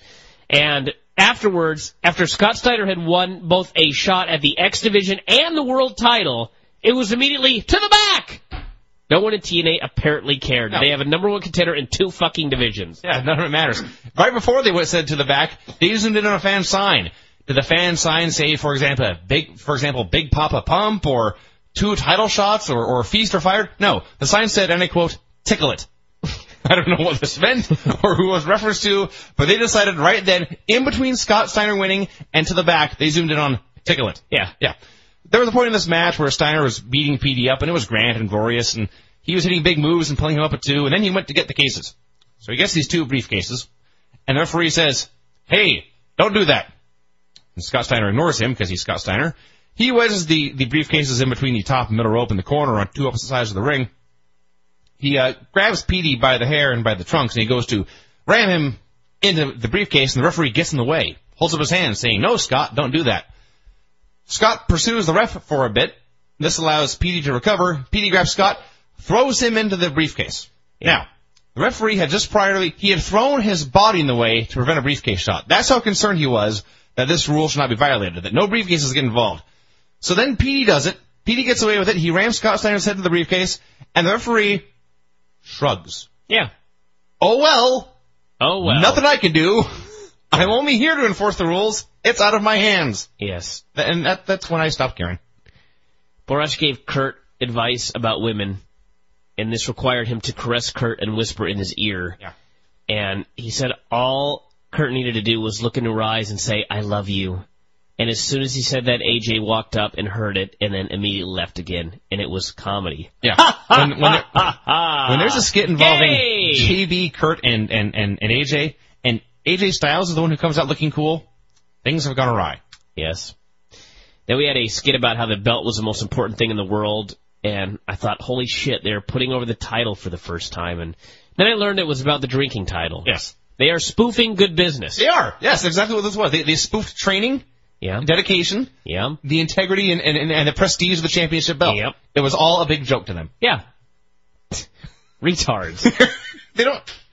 Yeah. It was to the word. It was past and former great drinkers talking about the important training regimen. It was Eric Young saying, I get up early to do my training, and he got up so early the bar was not yet open, so he had to sit in the street and take money from people who thought he was homeless. Then he began to drink and eat for a while, and that was that. And it was just, it wasn't even funny, and it was the wrong thing to be making fun of on a wrestling show. And that, of course, brings us to the match. Eric Young and James Storm for the World Drinking title. This was great. Uh-huh. It wasn't that long, but while it was on, it was awesome. These two guys work awesome together. It was just beautiful stuff. And we had a hip toss under the cement, which was actually not beautiful. No, they were killing each other for a while. A suplex on the cement in which it appeared Storm landed head first on the cement. We had a bunch of near falls, including Young hitting, in the words of Don West, a backwards moonsault, which is his new favorite move. Yes. He called this move a backwards moonsault several times this evening. Yes. For those of you who are confused and wondering what a backwards moonsault is, it's a moonsault, and Don West is stupid. Yeah. Jackie hit the ring, of course, right in front of the referee, which was not a DQ. And this actually did lead to a cool spot where we got a double Death Valley driver with both Storm and Jackie on his shoulders. That was so freakish and so unexpected. Yeah. Well, I think I've seen him do it before, but it still catches me off guard. Well, I mean, Cena's done it. But I think I've seen Eric Young do it, but still. It's not as impressive because Jackie weighs like 110 pounds. That is a key, yeah. She's 5'3" and 5'2" probably, and just tiny. But anyway, she threw a beer bottle at Storm, and then we had the greatest spot in the history of man. The ref's distracted. She throws this beer bottle in, and of course the first thing James Storm does is he has to drink a little of it. So he drinks a little bit, and he turns to the fans, and he's holding it up, and he's like, ha-ha, I'm going to turn around any moment now and smash this glass bottle into his head, and he will be dead. And he's parading and cackling and such, and all of a sudden the place is going haywire, because through the crowd has come Rhino, and he is in the corner, and he is snorting like a bull. And James Storm turns around, and he is hit with the greatest gore that has ever been seen on this planet. He takes a full fucking flip bump and lands in dead man's position, where he remains perhaps till the end of time. I don't know. They may have taken him out on a stretcher in this pose. This was the fucking greatest thing I've ever seen in my whole life. Young got the pin, and that was the end. Yes. It ruled. Everything about this was fine. There were two interference spots here, and I don't care about either one, because A, one led to something really cool. B, the other one led to something that was the coolest thing I ever saw, and it was the finish. Yes. The match actually ended at the peak, which is something that is very rare these days. Yeah. But and as noted, this is the greatest bump I ever saw. The prior greatest bump I think I ever saw was by Eddie Guerrero against The Rock in a match on Monday Night Raw when Rock punched him. And he took this spectacular double arms doing a reverse windmill bump that was so awesome. It's been topped now. James Storm taking this spinning flip bump off the gore in his match against Eric Young. That's the greatest bump I ever saw. There was another strong contender earlier in this match when Eric Young took basically an enziguri, and he grabbed his head and sort of stumbled around, and in one motion just stumbled across the ring and through the ropes. Yes. It was great. There were many other moments of greatness here, as well as the aforementioned stupidity with the bumps in the cement for absolutely no reason, but I cannot complain because this was awesome and fun, and the interference made sense, and it led to the big finish, and it set up the automatic program with Rhino versus Storm again, which I'm fine with too. So the only two things to complain about neither of them is actually about the match itself. One, the announcers in the middle of this match here between Eric Young and James Storm for their drinking championship title, the announcers chose this moment to clue us into the fact that the barbed wire match would be happening in the Impact Zone of Florida because the South Carolina government was not going to allow them to. Yes, here, in the middle of this match. That was when they decided it was time. Not on Impact, not even at the beginning of the show, right now. Two, at the end of this match, Rhino grabbed the mic and he was going to cut a promo. And his promo was, I'm not going to cut a promo now. I'm going to cut one on Impact. Tune in Thursday. Because you got to plug the free show. Yes, I paid $30 to see him tell me to tune in Thursday for his fucking promo. I will say that Roger Ebert, for example, does a 4-star scale when rating movies, and a great movie is just 4 stars. And, of course, in the wrestling newsletter business, it's very, very, very difficult to get 5 stars. And you have to have a really, really excellent match to get 4 stars. But if I were rating this on the Roger Ebert scale, this is a 4-star match. This is just perfect pro wrestling. There was nothing about it that could have been done any better except don't take bumps in the cement, you retard. Then we had Cornette talking about out of the South Carolina State Athletic Commission would not allow them to do that match, the barbed wire match, anywhere in the state. He said, however, when we promise something, we deliver. That's the quote of the year right there. Said the match was still going to be taking place, and then he destroyed a tomato on some barbed wire while talking about how it was the scariest match of all time and could change careers and perhaps lives. This was fucking awesome. This is the greatest promo of the year to plug a match, and it did not air on the free TV show. No. No, it aired after everyone had already paid money to see this match. Yes. Because, why, Brian? Because they're idiots. They're retards. You're dealing with the mentally retarded here. Awesome and Kong someone gave them a wrestling company. Against ODB for the women's title. They had I knew this was not going to be Awesome Kong and Gail Kim. That was known going in. I did not expect it to be as good as it was. They had a brawl on Impact that was not good. And I had low hopes for this match. They ended up having a pretty damn fun little match, all things considered. ODB ran wild early, and then Kong murdered her and went to work, and people were going nuts, clamoring for ODB, and she finally made a big comeback and was running wild, and then the manager interfered of Awesome Kong, and ODB wiped her out, and then she turned around and was beaten unmercifully with strikes to the face, a spinning back fist, and then was planted with a sit-out powerbomb for the pin. Fine action. Yes, this speaks to the power of Awesome Kong and what a fantastic heel she is. It's really very simple. Sell very little and don't bump at all. Just stay on your feet and everything's going to be okay. You'll be a great heel and take 80% of the match. Then, right before the finish, sell a little bit more and finally take a big bump. In this case, ODB finally made a comeback, hit about a dozen kicks, and finally her Thez press off the ropes, and Kong took her first bump of the match, and everyone went, yay! And then the finish happened, and they went, ah. But it was awesome up till then. I don't understand why Awesome Kong needs interference to win her matches, but whatever. I can't complain. This was fun. I will say, and I hate to criticize Awesome Kong in any way. It was just something I noticed. Hey, stop right now. Don't. Well, I will. Her selling really needs a little work. I didn't notice that during this match. When she was in there with a big girl like ODB who was pounding on her, she's not really that great at selling. Although, when you really think about it, when you're 280 pounds and there aren't many chicks in the world like that, you don't have much of an opportunity to learn how to sell. Yeah. So I'm going to very much give her the benefit of the doubt. I know what you're talking about. It's actually the same spot I was talking about, which made sense, but Kong was selling these kicks so little that when ODB came off the ropes, I fully expected Kong to either catch her or just step out of the way. Yeah. And when she took the bump, I was like, all right. It's the same thing that Batista used to do. When he was no good. When he was no good, yes. It's okay as long as you just don't sell it all anyway. Sure. But yes, so for the 30 seconds or so per match she needs to sell, she could do a better job of it. That's true. Other than that, she's awesome. Other than that, she's awesome and the best heel on earth. I will say that when ODB came out, they zoomed in on another sign. The signs tonight were odd in their placement in prominent positions on camera, and the director's decision to feature them. The sign this time was, forget wrestling, just get naked. Lovely.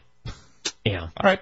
Judas Mesias. Actually, first we got a promo from Jim Mitchell that was also fucking awesome. And again, I ask, why was this not on Impact? Because they're dumb. Why? I just don't get it. Him talking about Mitchell screaming in pain, or Abyss screaming in pain and crying out for Mommy, and Mommy wouldn't be there to save him.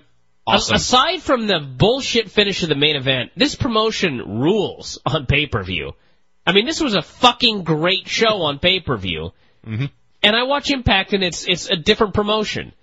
I don't even understand how it's even possible. This is even more baffling than the Robert Roode stuff and the Awesome Kong stuff on the same show as the goofy, wacky comedy. It's like two different promotions. Often, yes. They need to take whoever's doing the one half and keep them. It's the same people. That's why it's mind-boggling. Well, all right. I don't know. They're just, I don't get it. There's no explanation then. Then we had the barbed wire match, which was taped at the Impact Zone, which they were pretending it was live. So we were supposed to believe that a bunch of people showed up at the Impact Zone to watch this one match. So it was real barbed wire, or at least much of it was, and they really went into it, and it was gross. They bled. They got stuck. Macias took a backdrop balls first onto a barbed wire board. Don't do that, kids. Sucks to be him. And anyway, the finish was a black hole slam onto the barbed wire board, and then TNA compared Abyss to Bruiser Brody, The Sheik, Terry Funk, Cactus Jack, and I believe a few others. And it was a nice try, but it was in fact an epic fail. Abyss is not as good as Cactus Jack and Mick Foley and Terry Funk. there's a number of things I could say about this, but Yeah. I am not a big fan of barbed wire. If you are, I'm sure you enjoyed this. You know what? I can sometimes see I wasn't a big fan, obviously, of the stupid shit they did in the Briscoes, Steen Generico ladder match, but I could recognize it was a fucking great match. This was like, 3.25 star match, barbed wire, Wasn't even much of a match, just being able to recognize it as much of a match. It was just a bloody spectacle. I liked it more than you did, apparently. It was not my cup of tea. I don't need to see guys cut up. I'm kind of concerned about Chris Park's mental well-being, as we've mentioned several times. The fact that he feels the need to slice his arms open every once in a while just to bleed profusely from his arms on pay-per-view, whatever need that satisfies for him is probably something that should be fixed by a doctor, perhaps with pills. I don't know, but they were smart enough not to just dive into the wire. They teased it for a while. They pushed each other into the wire for a while, and about 3 minutes in, Abyss took one tiny little barb into the shoulder, and he began to scream and wail. So that when guys hit the barbed wire, they made sure everyone knew, wow, hitting this barbed wire sucks and sucks bad. I should stay out of it. And they saved most of the big spots for the end, so it built to something, and it built to finally Abyss's finisher into the barbed wire. So everything made sense. If you're the kind of person who likes to see a freak show, this was for you. Then we had Robert Roode and Booker both cutting promos about their match later on, which were just awesome. And this feud rules, which is why I was not completely upset with the finish of their match. It was a really great match with a bad finish, but the finish, which was Robert Roode having enough and bailing and getting counted out after Booker T chased him backstage, sucked, but at the same time, this feud must continue, and I am more than fine with that. They had some great stuff, including Peyton actually coming all the way into the ring and it not being a DQ. And as we've mentioned many times, every wrestler seems to have their own set of rules. I have now determined that TNA only has rules in Orlando.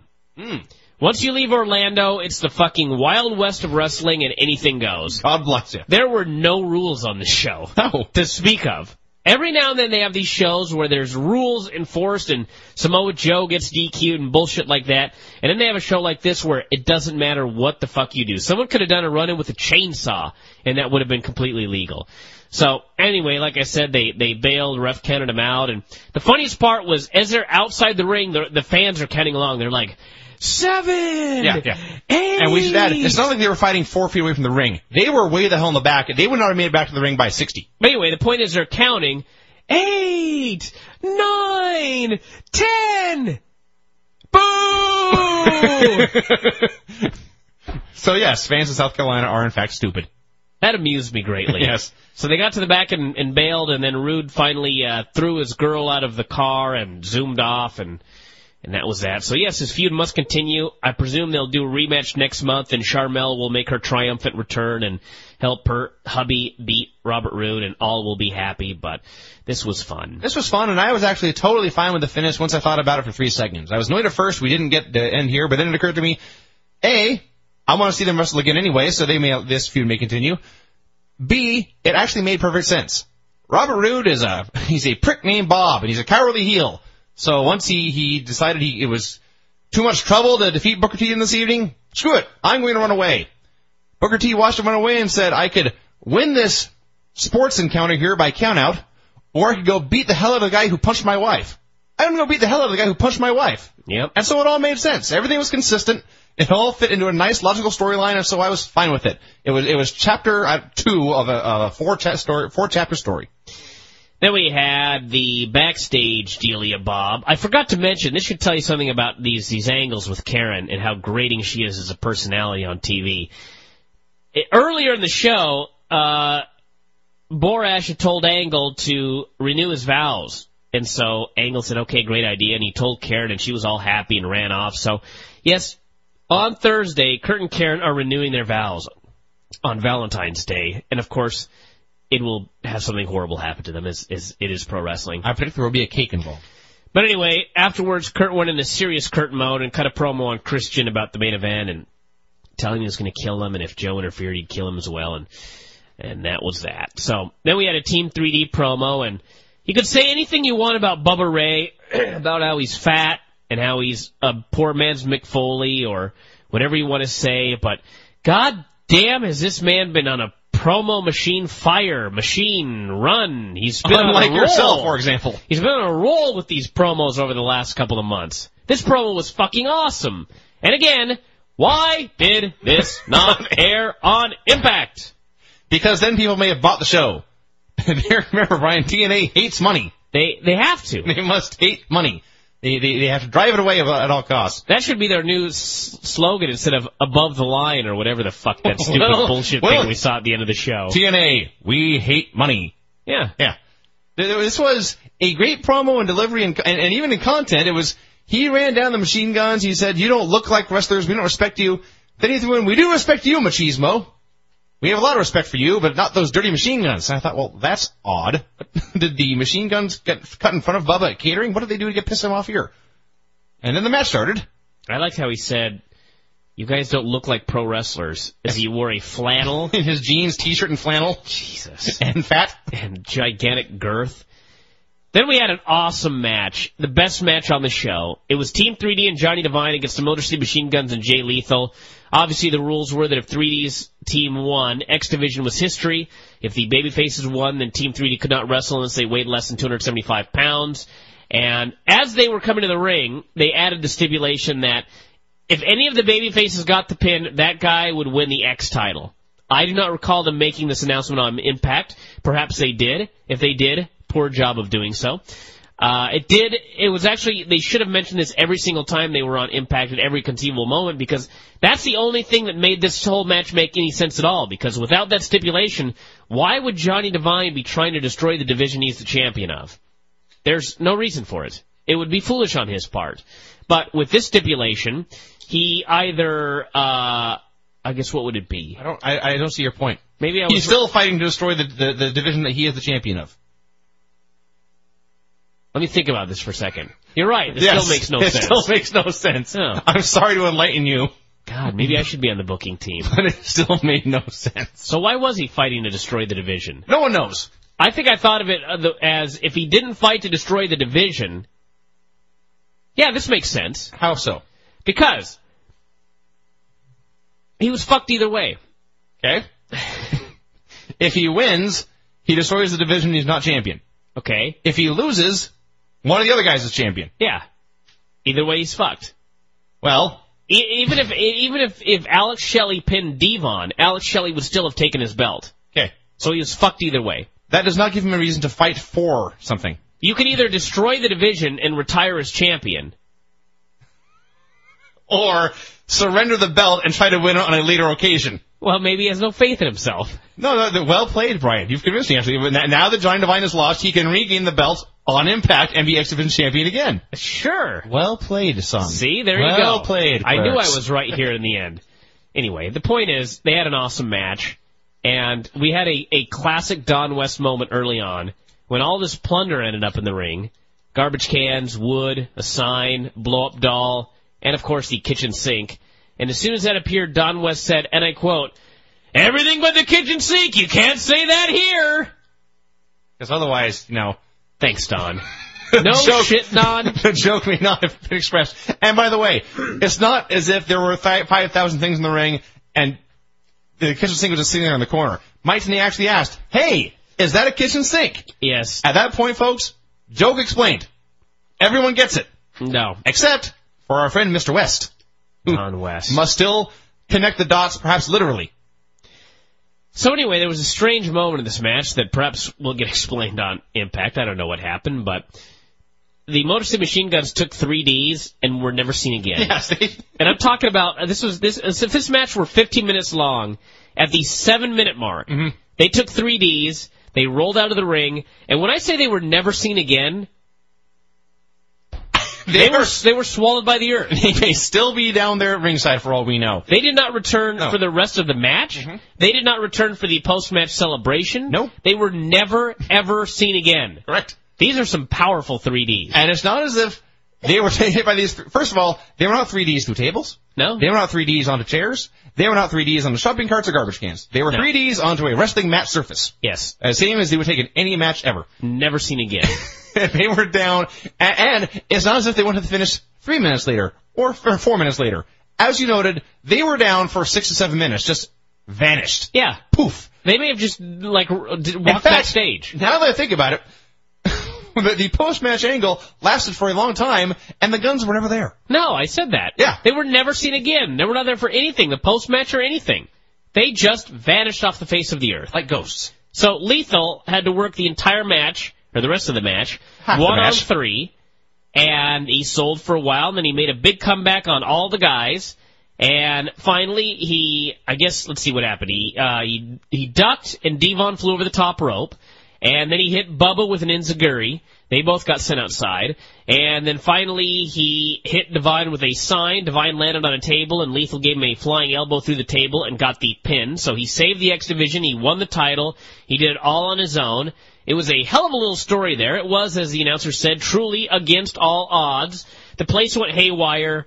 And, of course, SoCal Val, who Bubba Ray had tried to deface with a cheese grater earlier in the match, hit the ring with her hero. Sanjay Dutt came out. Everybody celebrated. They didn't fucking go to the back. No. I could not even believe it. Announcers talk too much. We didn't need all that. But it was a great little moment to finish a great little match, to finish a great long, several pay-per-view angle now. And it ruled. It was just sad that the Motor City Machine Guns were not there to enjoy it. Yes, and I don't know what's going on, but they were buried in the promo while Lethal was put over, and then in the match they were disappeared while Lethal was put over. So I don't know what's going on there. It's kind of curious, but Val got involved when it was 3-on-1 and the heels were torturing young Jay Lethal, and Val began to weep. SoCal Val, everyone, not a good actress. I did not believe she was actually sad for her friend Jay Lethal here. And then at the end, she was crying, and I'm certain that she took a bottle of water and poured it into her eyes to get her mascara to run. It was just silly. But you need someone to play Elizabeth, so there you go. I don't want to talk about the main event, as I noted. We talked about it earlier, but I will allow you, if you have any comments on the match, to make them, and also to describe the video package that preceded this match. I don't even know if I can describe the video package. It was... Someone watched Ocean's 11 and decided to make it uncool with TNA guys. That's the closest I can get. They were playing a song that was like the classic Western Ghost Riders in the Sky, except it was the dorkiest version of that song ever. And then the theme of the video was that Kurt Angle, Christian Cage, and Samoa Joe are all very greedy men. That's it. I don't know. That's the message I got. So then the match began, and the heat at the beginning of this match was so uncontrollably out of this world. People were so into this. It was started with the dueling chants, and then there was just for a while there was just a wall of noise surrounding the ring, and it was awesome. And the wrestling match was awesome, and you know, both guys worked so well together, and then it became it's almost cliche with Angle. It's 8 million reversals into the ankle lock, and then of course it's cliche with TNA. There's 8 million ref bumps and interferences and screw jobs and whatnot. I just want to point out that at the beginning of this match, Don West mentioning that Samoa Joe is the special enforcer, he actually believed that Samoa Joe would be able to keep this match clean and we get a good clean finish here. Don West, everyone, king of the retards. What an idiot. How does he dress himself? He doesn't. Have you seen him? Quite clear. Well, there you go. He may, in fact, be blind. Okay. We've never known. And speaking of video packages, after the real long match and the wacky bullshit at the end, a video package began that there were TNA wrestlers walking under lights, and there was a flashing red light in the background, and they all asked, one at a time, what is real? What is real? What is real? And then, what is fantasy? What is fantasy? What is this bullshit is all anyone can think. And I guarantee you everyone watching this had the same reaction. What is this crap? And when it ended, it was just TNA. Cross the line. David Sahadi is he reads a lot of philosophy, and he considers himself, I don't know what he considers himself, but I guarantee he wrote that entire thing. He wrote that entire thing, and only he knows what it's supposed to mean. It's supposed to be very deep. They were talking about crossing the line between real and fantasy. And it's about total fucking nonstop action. And good and evil. This is not the Quran. It's TNA. Jesus. Yogi's not studying this writing under trees, is what you're saying? No, it's total nonstop action on Spike TV. And when it ended, I thought, okay, so the next pay-per-view is going to be called TNA Cross the Line, March whatever. No. It's just TNA Cross the Line. Yeah. I don't know. It was really the perfect way to end a TNA pay-per-view, with leaving everyone in a state of bewilderment and confusion. Everybody get the show, but like I said, as soon as Christian hits the unprettier, shut it off. I don't give a shit, and I know every single person listening to this is going to want to watch a little farther. Just a little farther. Don't do it. It's like fucking Sleepy Hollow. You got to stop when you go through that little thing right there. Or whatever the deal is. Don't look back. Don't look back. That is it. Don't look back. For God's sake, don't look back. You'll all be turned into pillars of salt. Yes, do not look in Medusa's eyes. You can fast forward to the end, though, to see the wacky video package, though. That's worth it. So, overall, this was a fine event. I will give this show a thumbs up, despite the thumbs down such stuff that we talked about a little earlier. But you can't win them all, everybody. But this was just ask TNA. This was a fine effort, all things considered. I've seen much worse. So.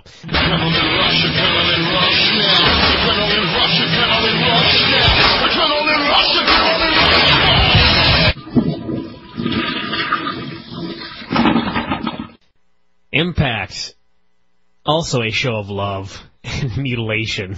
Self-mutilation on my part. I cut myself every time I watch this show. Karen and Kira got out of the car. Borash was there as her maid of honor. This was funny for a moment. Yes, when Karen said, Jeremy's here to be my maid of honor, I thought, hey, that's funny. And then, of course, Don had to go, hey, no, I'm sorry, it wasn't Don this time. It was actually Eric Young goes, maid of honor. Ha, ha, ha. Killed the comedy. Completely killed the comedy. God. Explaining jokes is not funny. Eric Young also explained that he had to face a monster tonight, Rellik, which is killer spelled backwards, he added. He did add that? He was a monster, he said, and Kira goes, there's no such thing as monsters. Yes, the 5-year-old girl thought Eric was a geek. Yeah. That's the show. Cornette was in the ring trying to get Joe to sign his new contract. He said Morgan was out of the building. Angle was getting ready for the wedding. There was no table in the ring. Yes, they banned tables. Out came Joe. He was about to sign when Christian's music hit, and Cornette was flipping his lid, and I thought, why not just say anybody that comes down's fired? Is this really that hard? Is it really that hard to get this damn contract signed? The most incompetent manager ever. Does this really have to be done in front of the people? Yeah, that's also a good point. You can't call them in your office before the show? So, anyway, they got into a big argument, Christian and Joe, and anyway, he offered to be Joe's partner tonight against AJ and Tomko, and Joe basically said, fine. This went on forever. Some line about personal and professional business, and he said he wasn't going to sign Cornette's contract until he handled his personal business, and then he walked away, and I thought, if you don't sign, explain this to me, somebody. If you're an unsigned wrestler, how can you be on the show? If you're getting a raise to sign, you are here willing to work for less because you will not sign this paper. Yes. I have no idea why we're supposed to get into this Joe contract signing storyline. No, it's horrible. It's absolutely stupid. And it doesn't help that Christian came out, the music starts. Now, his position's been nebulous for a while. He's been the same character, but he's been feuding with the other villains, so theoretically he's a babyface. But he comes out, and they show a sign that says Christian sucks. And when I say they show a sign, I don't mean it's at ringside or it's in the aisleways as he passes it. They cut to it. They cut to this fan who was nowhere near the camera to specifically show the sign saying Christian sucks. So I'm thinking, okay, so I guess Christian's supposed to still be a heel. Then he wants Joe to be his partner to take on Angle. And everyone cheers. So I guess he's supposed to be a babyface now. He turned in the segment without doing anything. Because they're stupid. I actually saw him come out, and as he was cutting his promo, I thought, well, I guess he's a heel now. That explains that. I'd been wondering because I don't have a script. And then, of course, by the end, I was like, what the fuck is he? Somebody leak another script, for God's sake. I got to find out who's who. Who's on whose side? It's true in real life. Crystal interviewed Tomko about screwing him on Sunday, and Tomko said, for 5 years, Christian had been a monkey on his back, blah, blah, blah. Said he was a star and didn't need Christian's help, and said, once and for all, Christian and I are over. Like they'd broken up on Valentine's Day. You dumped him. I don't know who wrote this crap. This is the second thing in a row that made absolutely no sense. She wanted to know about Angle, and he said he was going to have a chit-chat with him later on. And we had Crystal interviewing AJ about the main event. He said he wasn't taking the match. He said, of course you are. Cornette okayed it. And he said this was the worst night of his life because on top of that, Kurt and Karen were renewing their vows. Where did that leave him? He thought Karen was his woman. And then Kurt walked up and almost overheard him and then told him to get the tux on to be his best man. And after he left, AJ was screaming that he wasn't going to wear the suit. And yay. Who cares? Yay. Who could conceivably care? Team 3 and Johnny Devine came out for a match. They brought out the scale. Curry Man and Shark Boy came out as well. And if you recall, Team 3D cannot wrestle unless they weigh under 275 pounds. So they have Earl Hebner out there to weigh them. And Devon steps on the scale and Earl Hebner just gives a thumbs up. Doesn't say wait. It's a pass-fail system. Doesn't say you got 10 pounds to spare, you got 2 pounds to spare, you're exactly at 275. He just gave a thumbs up. Then Bubba came down and got on the scale and got the shaking the head, too fat. Didn't give a weight, though, again. So first he took off his elbow pads and his tape, and Earl finally said, don't take anything else off, you're not going to make it. You're way, way over, was all he said. So since he was too fat, it ended up being a handicap match, Sharky and Curry against Devon, and Devon still won this handicap match. There's nothing better than a heel overcoming the odds, outnumbered, and making the babyfaces look like geeks. That is exactly what happened here. That's exactly what happened. And it was interference by Bubba, and what can you say? And Curry Man got pinned. Well, I don't even get into that, but what are we supposed to learn here? You lost. The gimmick is that you're too fat, so you're punished by your partner having to wrestle alone, and he still wins? What? I don't know. How is that supposed to encourage Bubba to lose weight? It should help him. He didn't have to do anything except hit a guy with a scale. Not to mention the whole idea of 2-on-1, baby faces and heels. This was inexplicable. Everything about this was stupid except Bubba's performance on the scale, where first he was trying to act as if, well, Devon passed, we're good to go. And then he reluctantly got on the scale, and that took a while. And then when he finally just accepted that he was too damn fat, and he just hung his head in shame and turned away. Yeah. That was all great. Then the match started, and it was all stupid from there. So then Bubba beat on the Fishman, as noted, and Divine, I should note, took a stunner in this match. The best bump I've seen since, I believe, 2001 in the Undisputed title match with Angle and Kurt Angle and Steve Austin. Maybe it was 2000. It was December of whatever year that was. No, it had to be December 2001, because it was the year that WCW died. That was the greatest 2000. Stunner. The Invasion was 2001. No, I'm sorry, you're right. You are 100% right. It was 2001. Thank you. Yeah.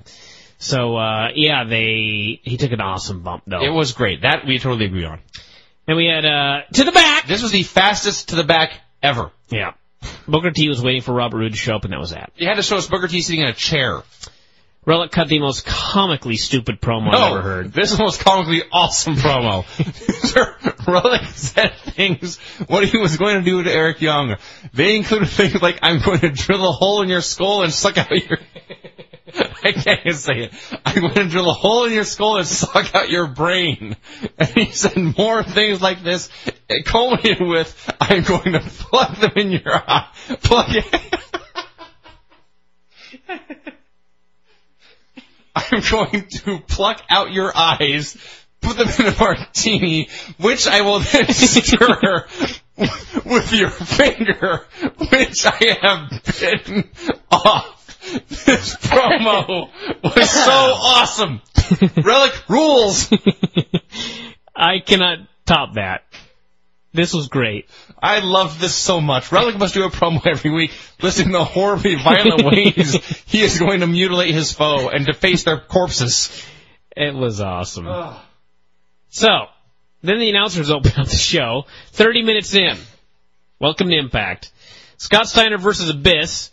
Abyss just came out, shrugged his shoulders, turned around, walked towards the back, took his mask off, and then walked backstage. And, of course, Don West goes, he took his mask off! Yes. Thanks, Don. Thanks, Don. Okay. They went over the barbed wire massacre thing from the pay-per-view. Abyss comes out, and he's looking at the bandages. First of all, as soon as I heard Abyss's music, I thought, Jesus Christ, he's wrestling on this show? They've killed the barbed wire stiff. But he comes out, and he's looking at his bandages, And he gets to the ring, and then he shakes his head, and he shuffles off to the back and yanks his mask off. So, okay, the mask thing, that's just weird, but at least they're reminding us that, hey, this guy was in a fucking bloodfest a week ago, and he's still hurting from it. He, in fact, should be scarred physically and emotionally and mentally from that war he was in. So, assuming that's where this goes, then I'm all in favor of it. Why did he take his mask off? I don't know. I also don't know why he took it off, and then Don said he just took his mask off. That I also don't know. I like how we're supposed to care that Abyss unmasked. Who could possibly care? Except the Impact geeks. Then we had Steiner saying, well, I came out here to fight, so goddammit, get me an opponent. And out came Petey Williams. They actually, I think, may have had a better match than they had at the pay-per-view. It was actually really fun, and they didn't go to a single commercial. It was like, I thought I was in the Twilight Zone. So, ended up with Scott winning with a top rope Super Samoan drop, and afterwards he helped young Petey to his feet, patted him on the shoulder, and left. So apparently they may become a team at some point. Or something. That would actually I don't know. make me kind of sad, because this feud is so much fun. Because Scott Steiner is such a giant, scary man, and Petey's such a small guy who takes a fabulous beating and then makes cool comebacks, and they work great together. I should note that they did the spot now in both matches, and they must do it every time, where Petey goes to the Canadian Destroyer, and Scott just stands up. They must do this every single time they wrestle, because it's always great. And Scott's his new freak, the giant black bodybuilder chick, she has a name now. It is Raka Khan. Yeah. Don't ask me. Khan. I didn't make it up. That's what they're calling her. Raka Khan. Then we had Tomko meeting with Kurt. Said he beat up Christian for a reason. He did not regret it. He did not tell us what the reason was. Said if Kurt could put his ego aside, he would join the Angle Alliance. Kurt was overjoyed. Tomko said, listen, however, I will not be your bitch. And Angle said, fine, no bitch. And as Tomko was about to leave, Kurt said, well, are you coming to the wedding? And Tomko paused and looked at him like he was the biggest fool ever and just said, no, and left.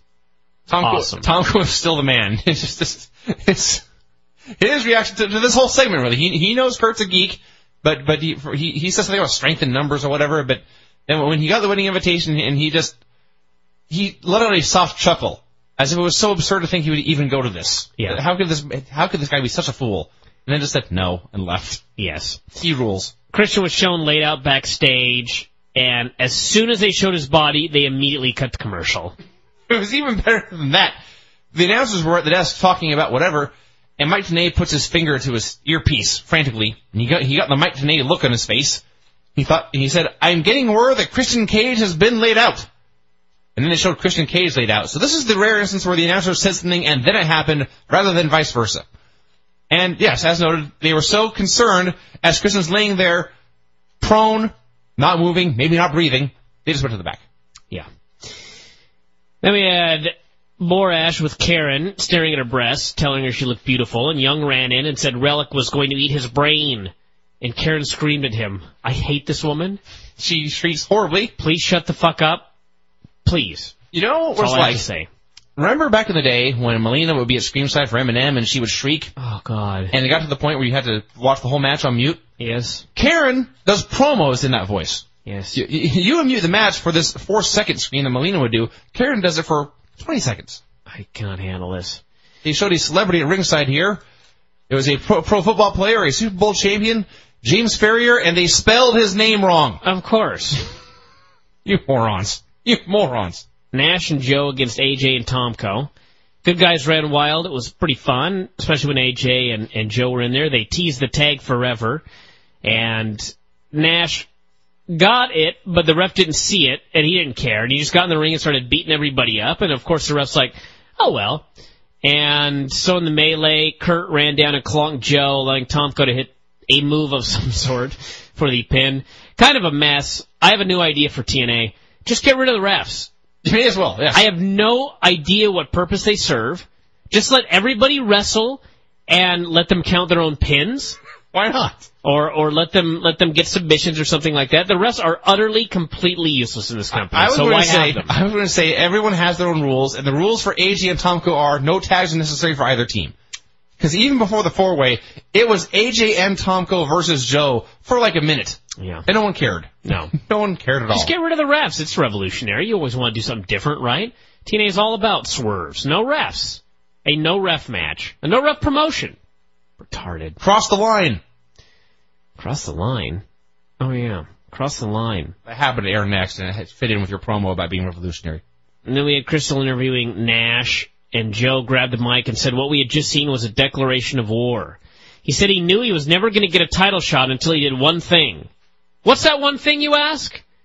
Sign the contract? No. He said the one thing was destroying the Angle Alliance. Please explain. I don't know, Ryan. It makes no sense to me. I could have sworn that Cornette said, if you're the special referee for this pay-per-view match, I will give you a shot at the next pay-per-view when you sign your new contract. He is pussyfooting around signing this goddamn contract, and now he's decided he's never getting a title shot. Sign the goddamn contract, dude, and you get it to the pay-per-view. It's always good to make your... Even I know that, and I hate this show. Make your hero look whiny and pissy... And stupid. And stupid, yes. They buried him. He must skip the commercials, too, or something. Then we had Rellik against Eric Young. Not nearly as fun as the promo. Except the finish was... The finish was, though. I don't even know what to make of the finish. Young was making his comeback, and Rellik got in the corner, put his mask on, and this scared Eric. And Rellik then clotheslined him to death for the pin. He was beaten by fear. Yes. The finish of this was Rellik saying, boo. And Young could take no more. It was awesome. Then we had the worst segment I've ever seen. How this made national television, I have no idea. Hermie Sadler was backstage. The Motor City Machine Guns were there. None the worse from wear after getting 3D'd and being out for the entire pay-per-view the other night. They're just alive and normal. No Jay Lethal. They gave Jay Lethal the biggest push of a lifetime on the pay-per-view. He did not appear one time on this show. Oh. Impact, everybody. So... Then there were some NASCAR guys there, and LAX. Everybody was talking at the same time. This was like that segment on Thunder years ago, where DDP and Kevin Nash were in a room, and this light was swinging, and they couldn't stop looking at it. Oh, that was awesome. And you just thought, how did this fucking make TV? This was horrible. This was worse than that, though, because at least that I knew what was going on. I knew they were cutting this promo, and something wacky was going on with the lights, and the guys were distracted and couldn't stop staring at it, and it all made sense. This was just 8 people talking at once. This was significantly worse. They both never should have been on TV. We had Jimmy Rave versus Chris Sabin versus Homicide. They sent out Jimmy Spencer of NASCAR to do commentary, and he was so bad that he made Don West sound like Jim Ross. I've never heard a worse man on commentary, and I'm watching Impact as I say that. They had some NASCAR geeks out there. Reed Sorensen and Juan Pablo Montoya. 2 utter geeks. Yes, these men, when they came down for this match, and when it came down the ramp and climbed on the ropes, they became the 2 least charismatic human beings to ever step into a pro wrestling ring. They're dorks, everyone. They're colossal dorks. I understand that the Daytona 500 is this weekend. I understand that a lot of people watch NASCAR. Is it really a national phenomenon? Does anybody in Seattle really give 2 fucks about NASCAR? Does anybody in L.A. care? Some. Does anybody in New York care about NASCAR? Here's my question, actually. NASCAR guys are on the TNA show, so you would think, well, they're here, they're trying to plug their event. The concept of using Impact to plug the Daytona 500, that would be like Vincent Mann doing a guest appearance on our show to plug WrestleMania. Yes. That would be stupid. So I don't know how this benefited NASCAR, and by Christ, it did not benefit Impact. So this helped nobody. These guys are such dipshits. They're such dipshits. Listen, if you're going to do a celebrity angle, all right, there's 2 ways it's going to work. You either have to use somebody like Mike Tyson or Donald Trump that every fucking person in the world knows. All right? I don't care how big a NASCAR fan you are. I don't care how famous Don Juan Montoya is or whatever this fucking guy is in NASCAR. He is not a household name. Neither of these men were. All right? You either have a Donald Trump or a Mike Tyson, or you hit on a guy like K-Fed, who maybe isn't a household name. Granny probably has not heard of K-Fed. But goddamn did he ever deliver. Goddamn did he ever back up his end of the bargain. That works. When you use these geeks like, who the fuck were these guys? One I had absolutely never heard of before. Reed something. Reed Sorensen. I have never heard of this man before. Juan Pablo Montoya I have heard of, and I think I only remember it because his name is in fact cool. Reed Sorensen and Juan Geraldo Montoya and all the fucking low-level baseball geeks that they get on this show, nobody cares. If you got Mark McGuire, maybe you'd have something right there.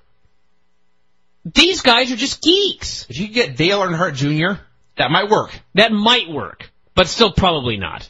Because better than Reed Sorensen. I guarantee he'd be no good in the ring. Well, he'd just be a dork. If you could get Barry Bonds, go for it. The fucking Demon and his geek friends, nobody fucking cares. This was such amateur hour, this match right here. There were guys everywhere. Don, I don't even know what his fucking name is. Don, write it down. There was a wretched announcer there. Don Montoya, or whatever the fuck his name is, hit somebody with a chair outside that was so horrible. It was just embarrassing amateur hour bullshit. Everyone came out of this looking worse. God. It didn't help anyone. You know what we may get at WrestleMania? Eminem versus K-Fed. I did see... That is how you fucking do it. That would be worth my $400 plane ticket, actually. That, or the other idea was a celebrity battle royal. Which, that's just a death waiting to happen. I was going to say, that's a lawsuit, yes. Don't do that, everyone. That's a death waiting to happen. But K-Fed versus, oh my god, that would be money right there. That would rule the earth. Instead, we've got Juan Pablo fucking Montoya and Reed Sorensen. Epic fail. And Jimmy Spencer on fucking commentary. This was such a failure. On Impact. When you fail on Impact, God. This is so bad. Usually when Impact sucks, I get angry or depressed. This is so bad I can only look on in awe. It was such a complete catastrophe. It really was. And to think, wasn't it going to be Reed Sorensen and Juan Pablo were going to wrestle each other? Now, when I think of that possibility, I actually get giddy. I feel cheated. I didn't get to see that. My God. Then we had Rhino cut a promo about how Storm reintroduced him to alcohol. This is James Storm, not Lance Storm. And he challenged him to a match at Destination X, but he wanted it Elevation X on the scaffold. I don't want to see that. I hate those scaffold matches. Somebody's going to get killed. Also, he called himself Terry Garrett at one point. Oh, yeah. Real names, everybody. That means money. Crystal interviewed ODB.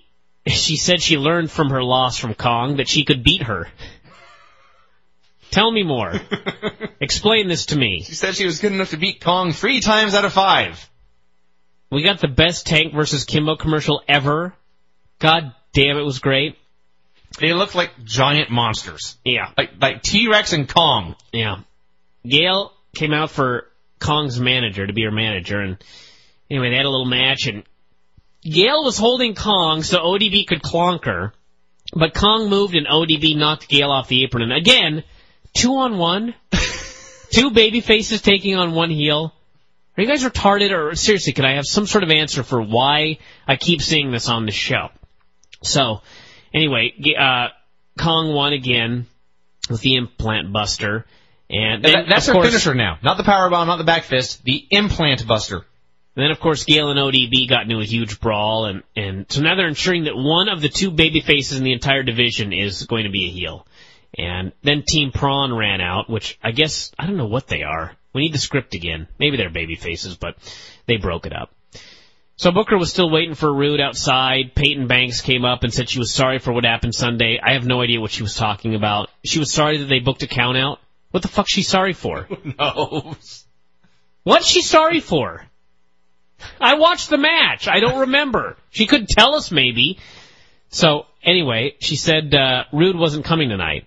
And Booker said, well, if he's not here next week, I'm going to go get him. And Cornette ran up and said he'd sign him to a match for the pay-per-view and said Booker needed to stop acting like a serial killer and then sign him to a match with Angle last week. And then, as mentioned earlier, we had the best of Vince Russo. This was actually really good. This wedding, the vow renewal. Never thought I'd say that, but I got to give the guy credit for this one. They came out, and I should note that it wasn't, I don't know if it was all Russo, but whoever they got to play the pastor, awesome. This man was unbelievable. That was, in fact, as Meltzer pointed out, that was a old school Memphis guy. Ernest Angel, I think his name was. He did a televangelist gimmick in the old... Was he the same guy from Impact a while ago? He is that. I think he was a pastor. He was in that horrific AJ skit. I do recall that now. Wow, they got Ernest Angel. Well, this man rules. Yeah, keep him around. So anyway, he came out, and he introduced them. They came out one at a time. The announcers again explained the comedy of Borash as the maid of honor, thus killing it even further. So, anyway, it got great.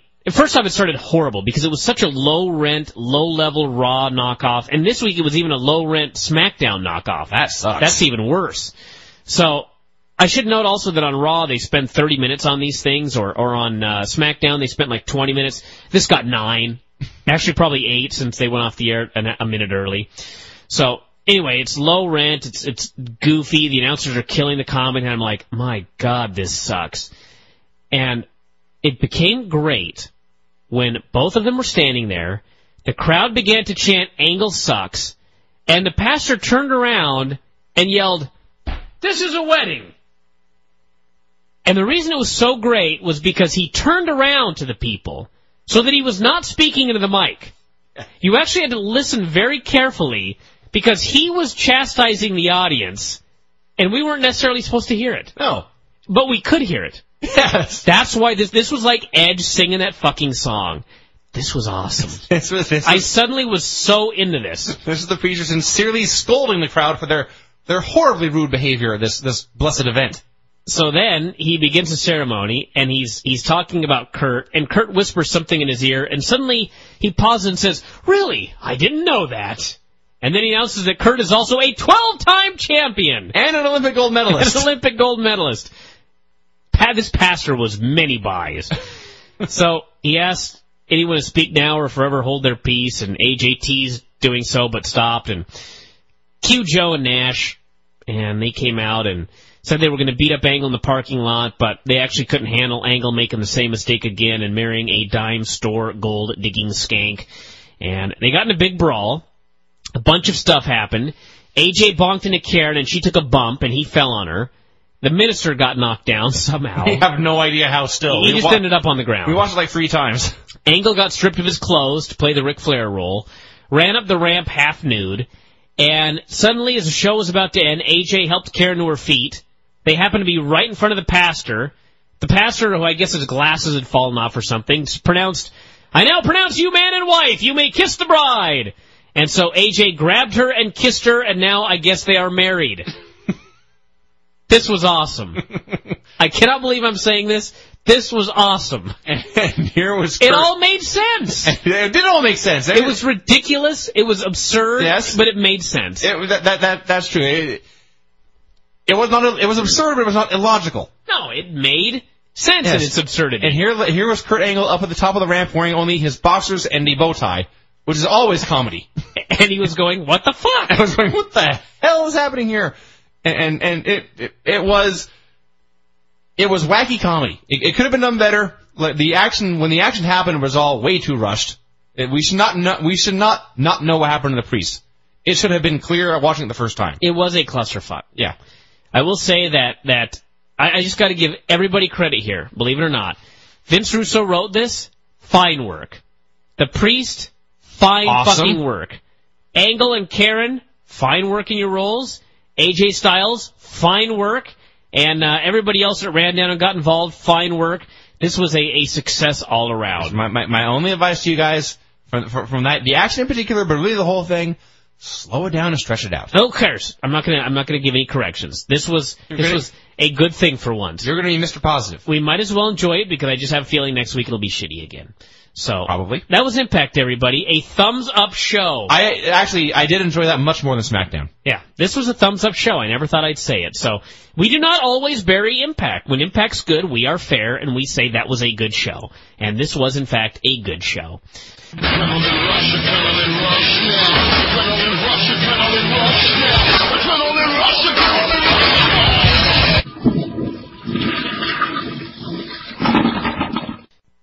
Impact. I will say the first 10 minutes or so of the show was his usual wretched self, and then suddenly the ship got righted, and things were great. Actually, we watched more... we watched some non-Impact stuff first. This is what usually happens, is that I show up at Brian's to watch Impact, and we don't want to watch it, so we just flip channels for a while. Last week we saw Clash of the Champions, or a couple of weeks ago, Clash of the Champions 87. This week, Scandinavian Black Cocks. Yes. In HD. In HD. We watched... I'm really going to describe what the announcer said about this HD program. They are talking about the Black Cocks of Scandinavia and how they hope to sexually succeed. Yes. I'm not making any of this up. No, that's exactly what they said. Yeah. It was all about the meeting ritual, the Black Cocks of Scandinavia. Scandinavian Black Cocks. And then we watched some actual porn. Hotel Erotica was on. And we had to see if it was the Candice Michelle version, which... It was not. It took us 20 minutes to determine whether or not this was that version. Even though that was on an island and this was in the desert, we still weren't sure. I know when you hear that Vince and I watched porn together, it sounds, well, homosexual. Not in this case. Not in this case. This Hotel Erotica was the worst piece of programming I have ever seen in my life. It was very... No amount of breasts could save this bullshit. And there are breasts in the opening credits, by the way. I don't even know how this can be watched. I don't get it. I do not get it. And keep in mind... I can understand that if you're a fan of pornography, perhaps you would want some sort of story to go along with your fucking. You know what I mean? I hope my family's not listening to this particular episode. But I can understand if you'd want a story to go along with it. But it never works. Well, this is okay. This is a very poor story told by very poor actors. This was so bad that it made everything else laughable. It was very... I don't even know where to begin. I know where to end. Right here. Nothing more needs to be said about this except it sucked. It was worse than Bikini Pirates. Yes. And those were actual porn stars. Oh, my God. These were just nude models. This was awful. And here's the most amazing thing about this, Brian. As I pointed out last night, and you did not believe me, this is not a movie. Hotel Erotica is a series. Impossible to believe. There's more. They do episodes of this program. Impossible to believe. I think it's a rotating cast and rotating locations, but the deal is people get together at a hotel and hump. This may have been why Impact was so good. That's entirely possible. I don't know for sure, but I do know that after watching this wretched programming, that Impact was phenomenal. So... whether that was as a result of this or not, I don't know. And by the way, for those wondering, we did not just pop in a porn film together to watch. We were flipping through the pay channels as we normally do, and there was Hotel Erotica on Showtime, I believe, in HD.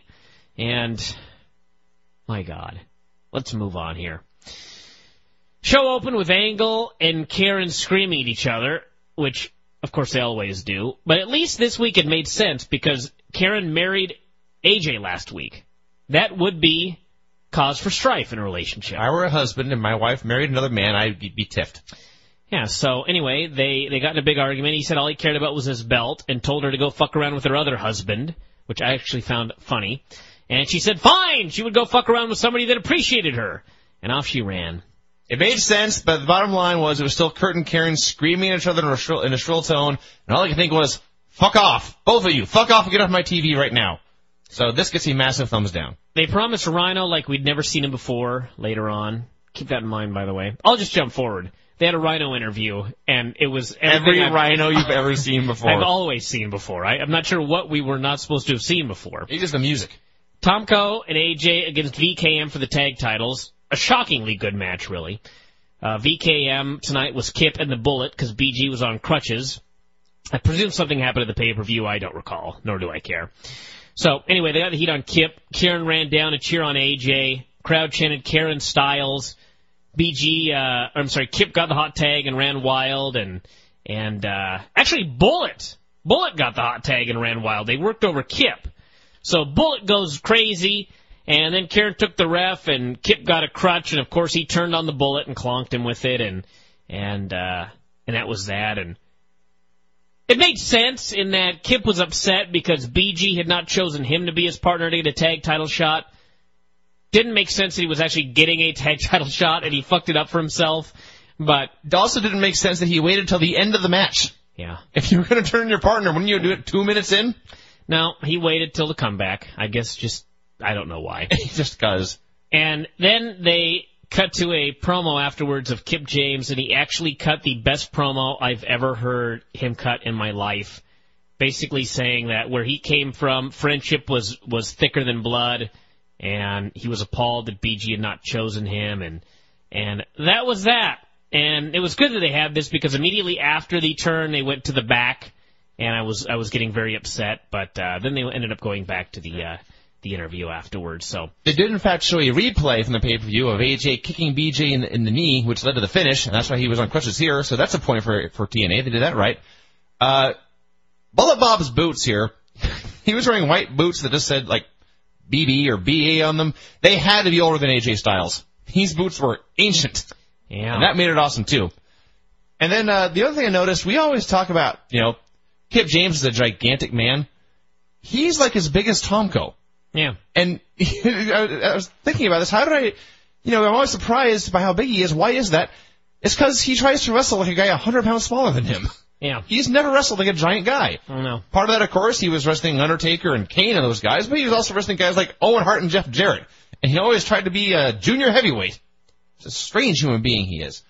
But, yes, they did this turn. They did the immediate to the back, which was for a Gale ODB promo that was brief and made no sense. And then AJ... Actually, there was an important point to that. They said they were on the same page and would get along tonight, and you know what that means. It means we will fight later. Yeah. And then as they left, AJ and Karen walked up, at which point Karen convinced AJ Styles they were, in fact, legally married. Yeah.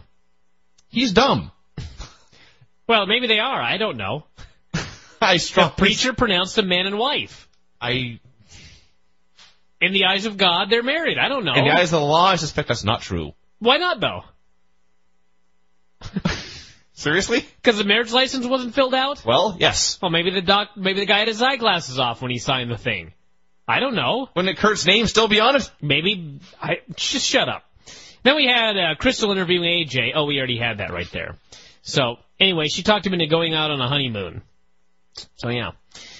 So, then we had the Kip James deal, and then we had a special interview segment. That's Jim Cornette's exact words. Welcome to the special interview segment. Yeah, it was with Cornette putting over Black Machismo and all of his accomplishments, and he put him over. Fans chanted speech. Machine Guns and Sanjay were out there. He put everybody over. He asked SoCal Val to come into the ring. Said he was so nervous right now, got down on his knees, and then said, and I quote, Val, will you go out with me? And she said yes, and now they are together, and Sanjay Dutt looked sad. This is the best segment I ever saw. Lethal was so awesome here, humbly thanking everyone. It was also not rushed. They gave Lethal some time here to thank the founders of the X Division, like Jerry Lynn and Chris Daniels and AJ Styles, and he thanked the Machine Guns for their help in his feud with the Dudleys and the... Hell of a job they did on Sunday. Yeah, Machine Guns kind of were sheepish about it, like, dude, we got our asses kicked. Don't thank us for anything. He thanked Sanjay for true friendship. He thanked Sanjay Dutt, and then the great moment where he got down on his knee and he asked Val, will you go out with me? Will you go out with me? Will you go out with me? Grown human beings, everyone. Will you go out with me? Well, he's not quite full grown yet. He's not an adult, is he? But he may still be underage. Regardless, this was all awesome. I love this segment to death. Then we had Crystal interviewing Kaz about the feud with Rellik. And actually, one more point I need to say here. Sanjay Dutt was simmering, and they cut to a close-up, and he was clearly unhappy with Jay Lethal and Laval kissing. And Mike Tenay and Don West didn't say a goddamn thing. Yeah. Not one of them said, look, Sanjay's upset. He's jealous of his friend. No, they let it go. I can't believe TNA did the segment. Yeah. It was awesome. So Kaz called Rellik Relish, which was a highlight. Then actually, the highlight was when Kaz said he was just another wrestler. He did. He said just like everyone else in the show. Well, as Eric Young ran up and told him not to go out there tonight because Rellik might kill him, and he's a guy. He's a wrestler, Kaz said. He's just another wrestler. And that was all of TNA, actually. So Cornette called Joe into his office, said the door was locked, Tomko and Angle were on the other side of the facility, security guards were lining the halls, etc. All Joe had to do was sign. He'd been on contract for 5 years. Joe said, well, I got more demands, and Cornette nearly lost his mind, and Joe said he wanted a 6-man at the pay-per-view with himself, Nash, and Christian against the Angle Alliance, And after he destroyed them, he wanted his title shot at Lockdown and basically said, listen, if I'm not the champion at Lockdown, I don't even need to be here. So, storyline is he either wins the belt or he quits TNA, I guess. So, now you know who the next champion is going to be, for those of you wondering. They did, in fact, spell it out here. Oh, what an odd plan this is. But yes, he's going to win the six-man tag, then win the belt, then sign his contract. They will probably do something stupid. They will. In fact, there'll be a swerve in there somewhere. But there was a moment here where Cornette has said, we're finally going to get you to sign your contract. And all I could think was, Jim Cornette is also sick of this angle and wants it to end. Yeah. Because it's stupid. Kaz and Rellik had a match, and they did some stuff. And then Kaz ran up the ropes, pushed off, and landed in a cradle position like Austin and Bret Hart at the Survivor Series, got the pin. Black Rain hit the ring afterwards. They destroyed him, and Eric Young made the save, so apparently they're going to do a tag match. Oh. Well, he didn't make the save. He ran out, and he was scared. He ran out, and he was a pussy. Yeah. And he would not get in the ring with the monsters. Yeah. Black Rain and Rellik, who you will recall once lost a 2-on-1 match to Abyss. Yes. So, and they once jobbed to a barbed wire Christmas tree. Yes. But Eric Young's afraid of them because he's a pussy. That's your hero, everyone. Cheer him. Crystal interviewed Booker about the match with Angle tonight. We need a drop of this. This was the most awesome promo I've ever heard. It was so great. Booker, I can't even do this justice. I won't even try. It made me want to see him wrestle Angle. It made me want to see him beat up Bobby Roode at a later date. That's all we can summarize. I can summarize this. Between this promo and the promo that Angle did before the main event, I thought, why is the best shit never saved for pay-per-view? Why is it always something stupid like a 6-man that we could see on Impact on any given day? I want to see Booker and Angle, and I've already seen it with a finish. So, no more. These people are retarded. Yeah. It's on like neck bone, he said. And he also reminded us that Rick Martel once forgot his boots. Yeah. And that led to Booker T winning his first singles championship. It was so awesome. Booker was like a class above everybody else on interviews on this entire show. Like leaps and bounds above everybody else, and it was a wonderful thing. Sanjay Dutt against Petey Williams against Johnny Devine in a three-way. What a battle this was. It was a three-way for the number one contendership to the X Division title. Never mind that Scott Steiner currently has a briefcase with the guaranteed title shot in it. Who cares? There's 10 number one contenders for the heavyweight title. That's true, too, yes. So, they began to wrestle, and Don West said, Johnny Devine now can focus on winning the X Division belt. He doesn't have to worry about the division being abolished. Johnny Devine was trying his damnedest to abolish the X Division. He was giving his life. He was sacrificing his body to see it abolished. Now he wants to be their champion. Yeah. Okay. I don't know. Scott Steiner and Rocket Khan came out. There was 9 million moves in this match. They did everything you could possibly do in a three-way. And eventually, Steiner bonked Sanjay with one of his briefcases. And there was so much going on, the camera barely caught this, and Don West said, and I quote, "What just happened?" He had no idea. And, by the way, this happened 10 feet in front of him. Yes. So, eventually Petey won, and Scott Steiner congratulated him.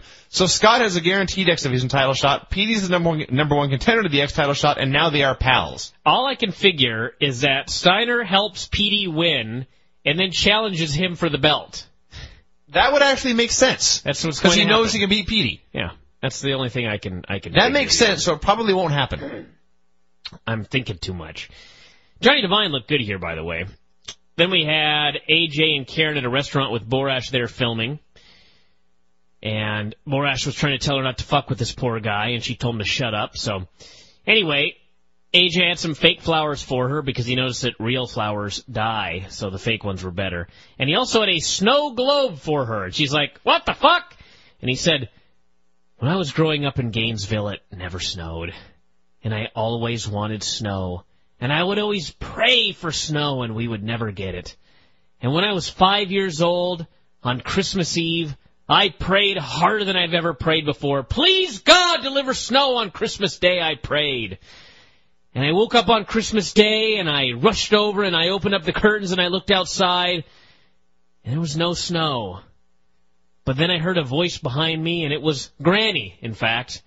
And I turned around, and she said, 'There may not be snow, but I've gotten some snow for you.' And it was this snow globe. And he said he was going to give it to Karen, and now, every time she looked at this globe, she would, I guess, have a piece of AJ right there.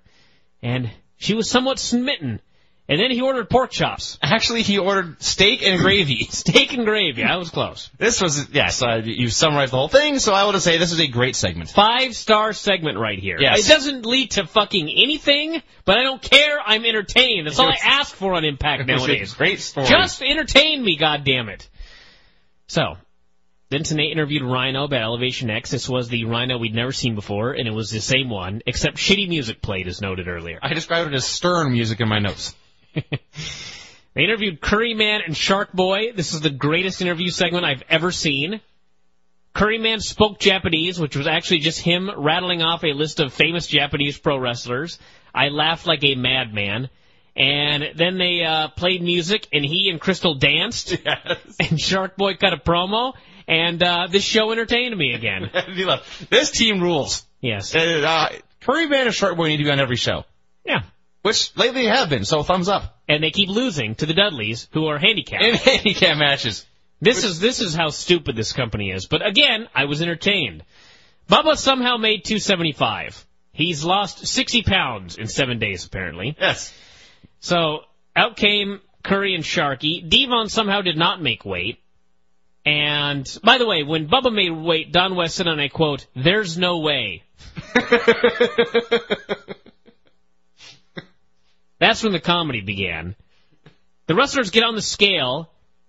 The referee tells them whether they pass or fail, and they're either shocked or overjoyed. I don't know what kind of scale this is that can only be read by a referee. I just go along with it. So, Bubba called Devon a fat bastard as he got booted away and ended up with him against the two baby faces. And, of course, he got the heat on the two baby faces because this is TNA and they have no idea what they're doing. And Bubba was fucking hilarious. Oh, God, yes. I laughed like a madman. And he sold a crucifix like you've never seen a crucifix sold in your life. He did a wacky dance that reminded me of the day when Too Cool and the Dudleys had a dance-off, and he was awesome. And anyway, the finish saw Devon hit Sharky, I believe, with the scale for the pin. So, yes, the stip is that the Dudleys are handicapped in every match now that they've lost at the pay-per-view, but they keep winning. So I don't know what lesson is being taught here. They're being rewarded, actually, for fighting one-on-one, and now they get to cheat to win. Yeah. Yes. Bubba was so awesome here. He had the mic. I used to hate the Dudleys. I love them now. They have been awesome lately. But Bubba tonight was the star of the show this evening when he got schoolboyed with a mic and screamed, "Oh my God!" And he kept the mic in his hand for like a minute, just doing stuff, occasionally shouting into it. And then when Curryman hit this crucifix, he hooked Bubba's arm, he hit Bubba's leg, and then tried to pull him over. And Bubba slowly began to creak backwards. Now, the worst thing that could happen to Bubba Ray Dudley here is that he would be pulled over, and then his shoulders would be held to the canvas, and he would be pinned. He could not feel any pain. Bubba screamed as if he was risking falling backwards into hot molten lava. Yes. He screamed and shrieked, and his voice cracked, and it was awesome. He was a great man. The interview segment and this match were so great. I want this feud to go on forever. I don't care if the Dudleys win every week. I'm fine with that. Just entertain me. Entertain me, goddammit. Angle cut a promo about the Booker match. Again, as I mentioned earlier, awesome. AJ took Karen to Gatorland and then wanted to get her some Gator nuggets. And he took her to the pit and was messing around with the Gators using a rake. He wanted to know if she was having a good time, and she said, "Actually, I am." And he said, "Good, let's go look at the birds." Thankfully, nobody got eaten by an alligator. These segments were awesome. These were great, yes. But, yeah, it was AJ, Karen, and Borash in the middle of an alligator pit, and thankfully no one was devoured. ODB and Gail Kim against the Voodoo Queen and Jackie. I have no idea why the Voodoo Queen is no longer part of Voodoo Kin Mafia, but is still a Voodoo Queen. Just drop the fucking gimmick. Plus, everybody was chanting Roxxy.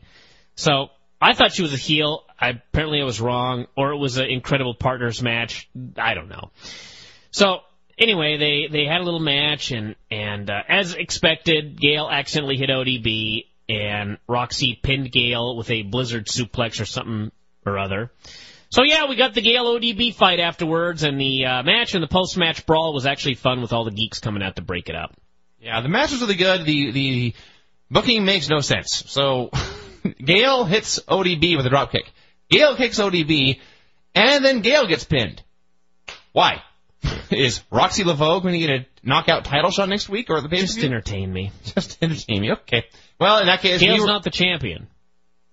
Well, no, Kong is, but I'm presuming that the title match will be a three-way with Gail and ODB versus Kong. I don't even care. Roxy will not be in the picture, is my point. I don't know. This was entertaining, though. Today said he heard the honeymoon was about to end. Oh, actually, first we got the interview segment. Or no, I guess we did. Yes, we did. We had an interview segment with Nash, Joe, and Christian. And Christian cut the longest promo ever and said that this unlikely alliance would end the Angle alliance. And I don't think Nash or Joe said a single word. I don't think they did. And this was just like in the backstage area, and the promo went for about 5 minutes. The camera cut to them. I didn't understand. I didn't hear a thing Christian said. He bored me to tears. They were standing. It was the three dudes and Crystal, and they were standing there exactly like Queen of the Bohemian Rhapsody video, with Crystal playing the part of Freddie Mercury, Kevin Nash being Brian May, and Joe and Christian being the other two off to the side. And then only one of them talked. It's just a strange deal. Nash just stood there with his gray hair and went, humph. And Joe smirked. Then we had the end of the honeymoon. AJ was taking Karen. Actually, AJ was taking her to his room, but he wasn't taking her in. Do you always walk a girl back to your own room? That seemed odd. Leave her outside. Anyway, so he walks back there and he said, I had fun tonight. He told her she was absolutely beautiful, and then he rushed into his room and slammed the door. And then he opened it again and said, hold on a second, I got one more thing I have to say. He said he was confused about the whole two husbands deal, but there was one thing he was not confused about, and that was, quote, if you were my wife, every day would be our honeymoon. And he kissed her on the cheek and then ran inside and slammed the door again, and she was smitten, and she clutched at her heart. And then that was the end. And, especially after seeing that fucking Hotel Erotica, the acting on this show was top-notch. That's true. These two better beat the Oscars on Sunday, because they were fucking phenomenal. And I gotta say another thing about AJ. I thought about it when, just him on this show, he was so awesome. He is now, and what a coincidence that he's kissing Karen, he is the young Kurt Angle. He is Kurt Angle version 2.0. He's a great wrestler. They've got virtually the same physique, although Angle's a little more freaky. But and they're both total geeks, and they play the geek role awesome. And in the end, neither of them draws a dime. It's perfect. They are both miscast, but they are doing the wrong thing, but they're doing it very well. Yes, they are making $0 doing this. Nobody will ever take them seriously. But goddamn, they're funny when they do it. So I got to give the guy credit for that. But TNA's retarded. Then we had Angle and Booker, and as expected, they had a really good match. And who should interfere at the end but Robert Roode? And the air just went out of the crowd, not in a good way. Angle hit Booker with the Angle Slam for the pin, and then they doubled on him, and then Christian made the save, and we got the best quote of the night. Angle and Roode are beating on Booker 2-on-1. Mm-hmm.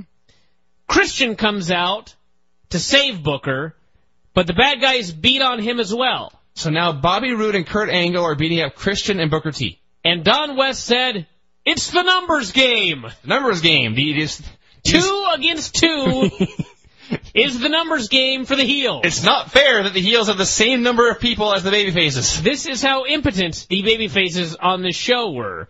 So how did the babyfaces run off the heels? Well, Nash and Joe ran in, so it was 4-on-2, and the heels finally bailed. You got to counter that numbers Vince Russo. This is a good show, everybody. Even in his best work, which we've seen in the last 2 weeks, still a fucking moron.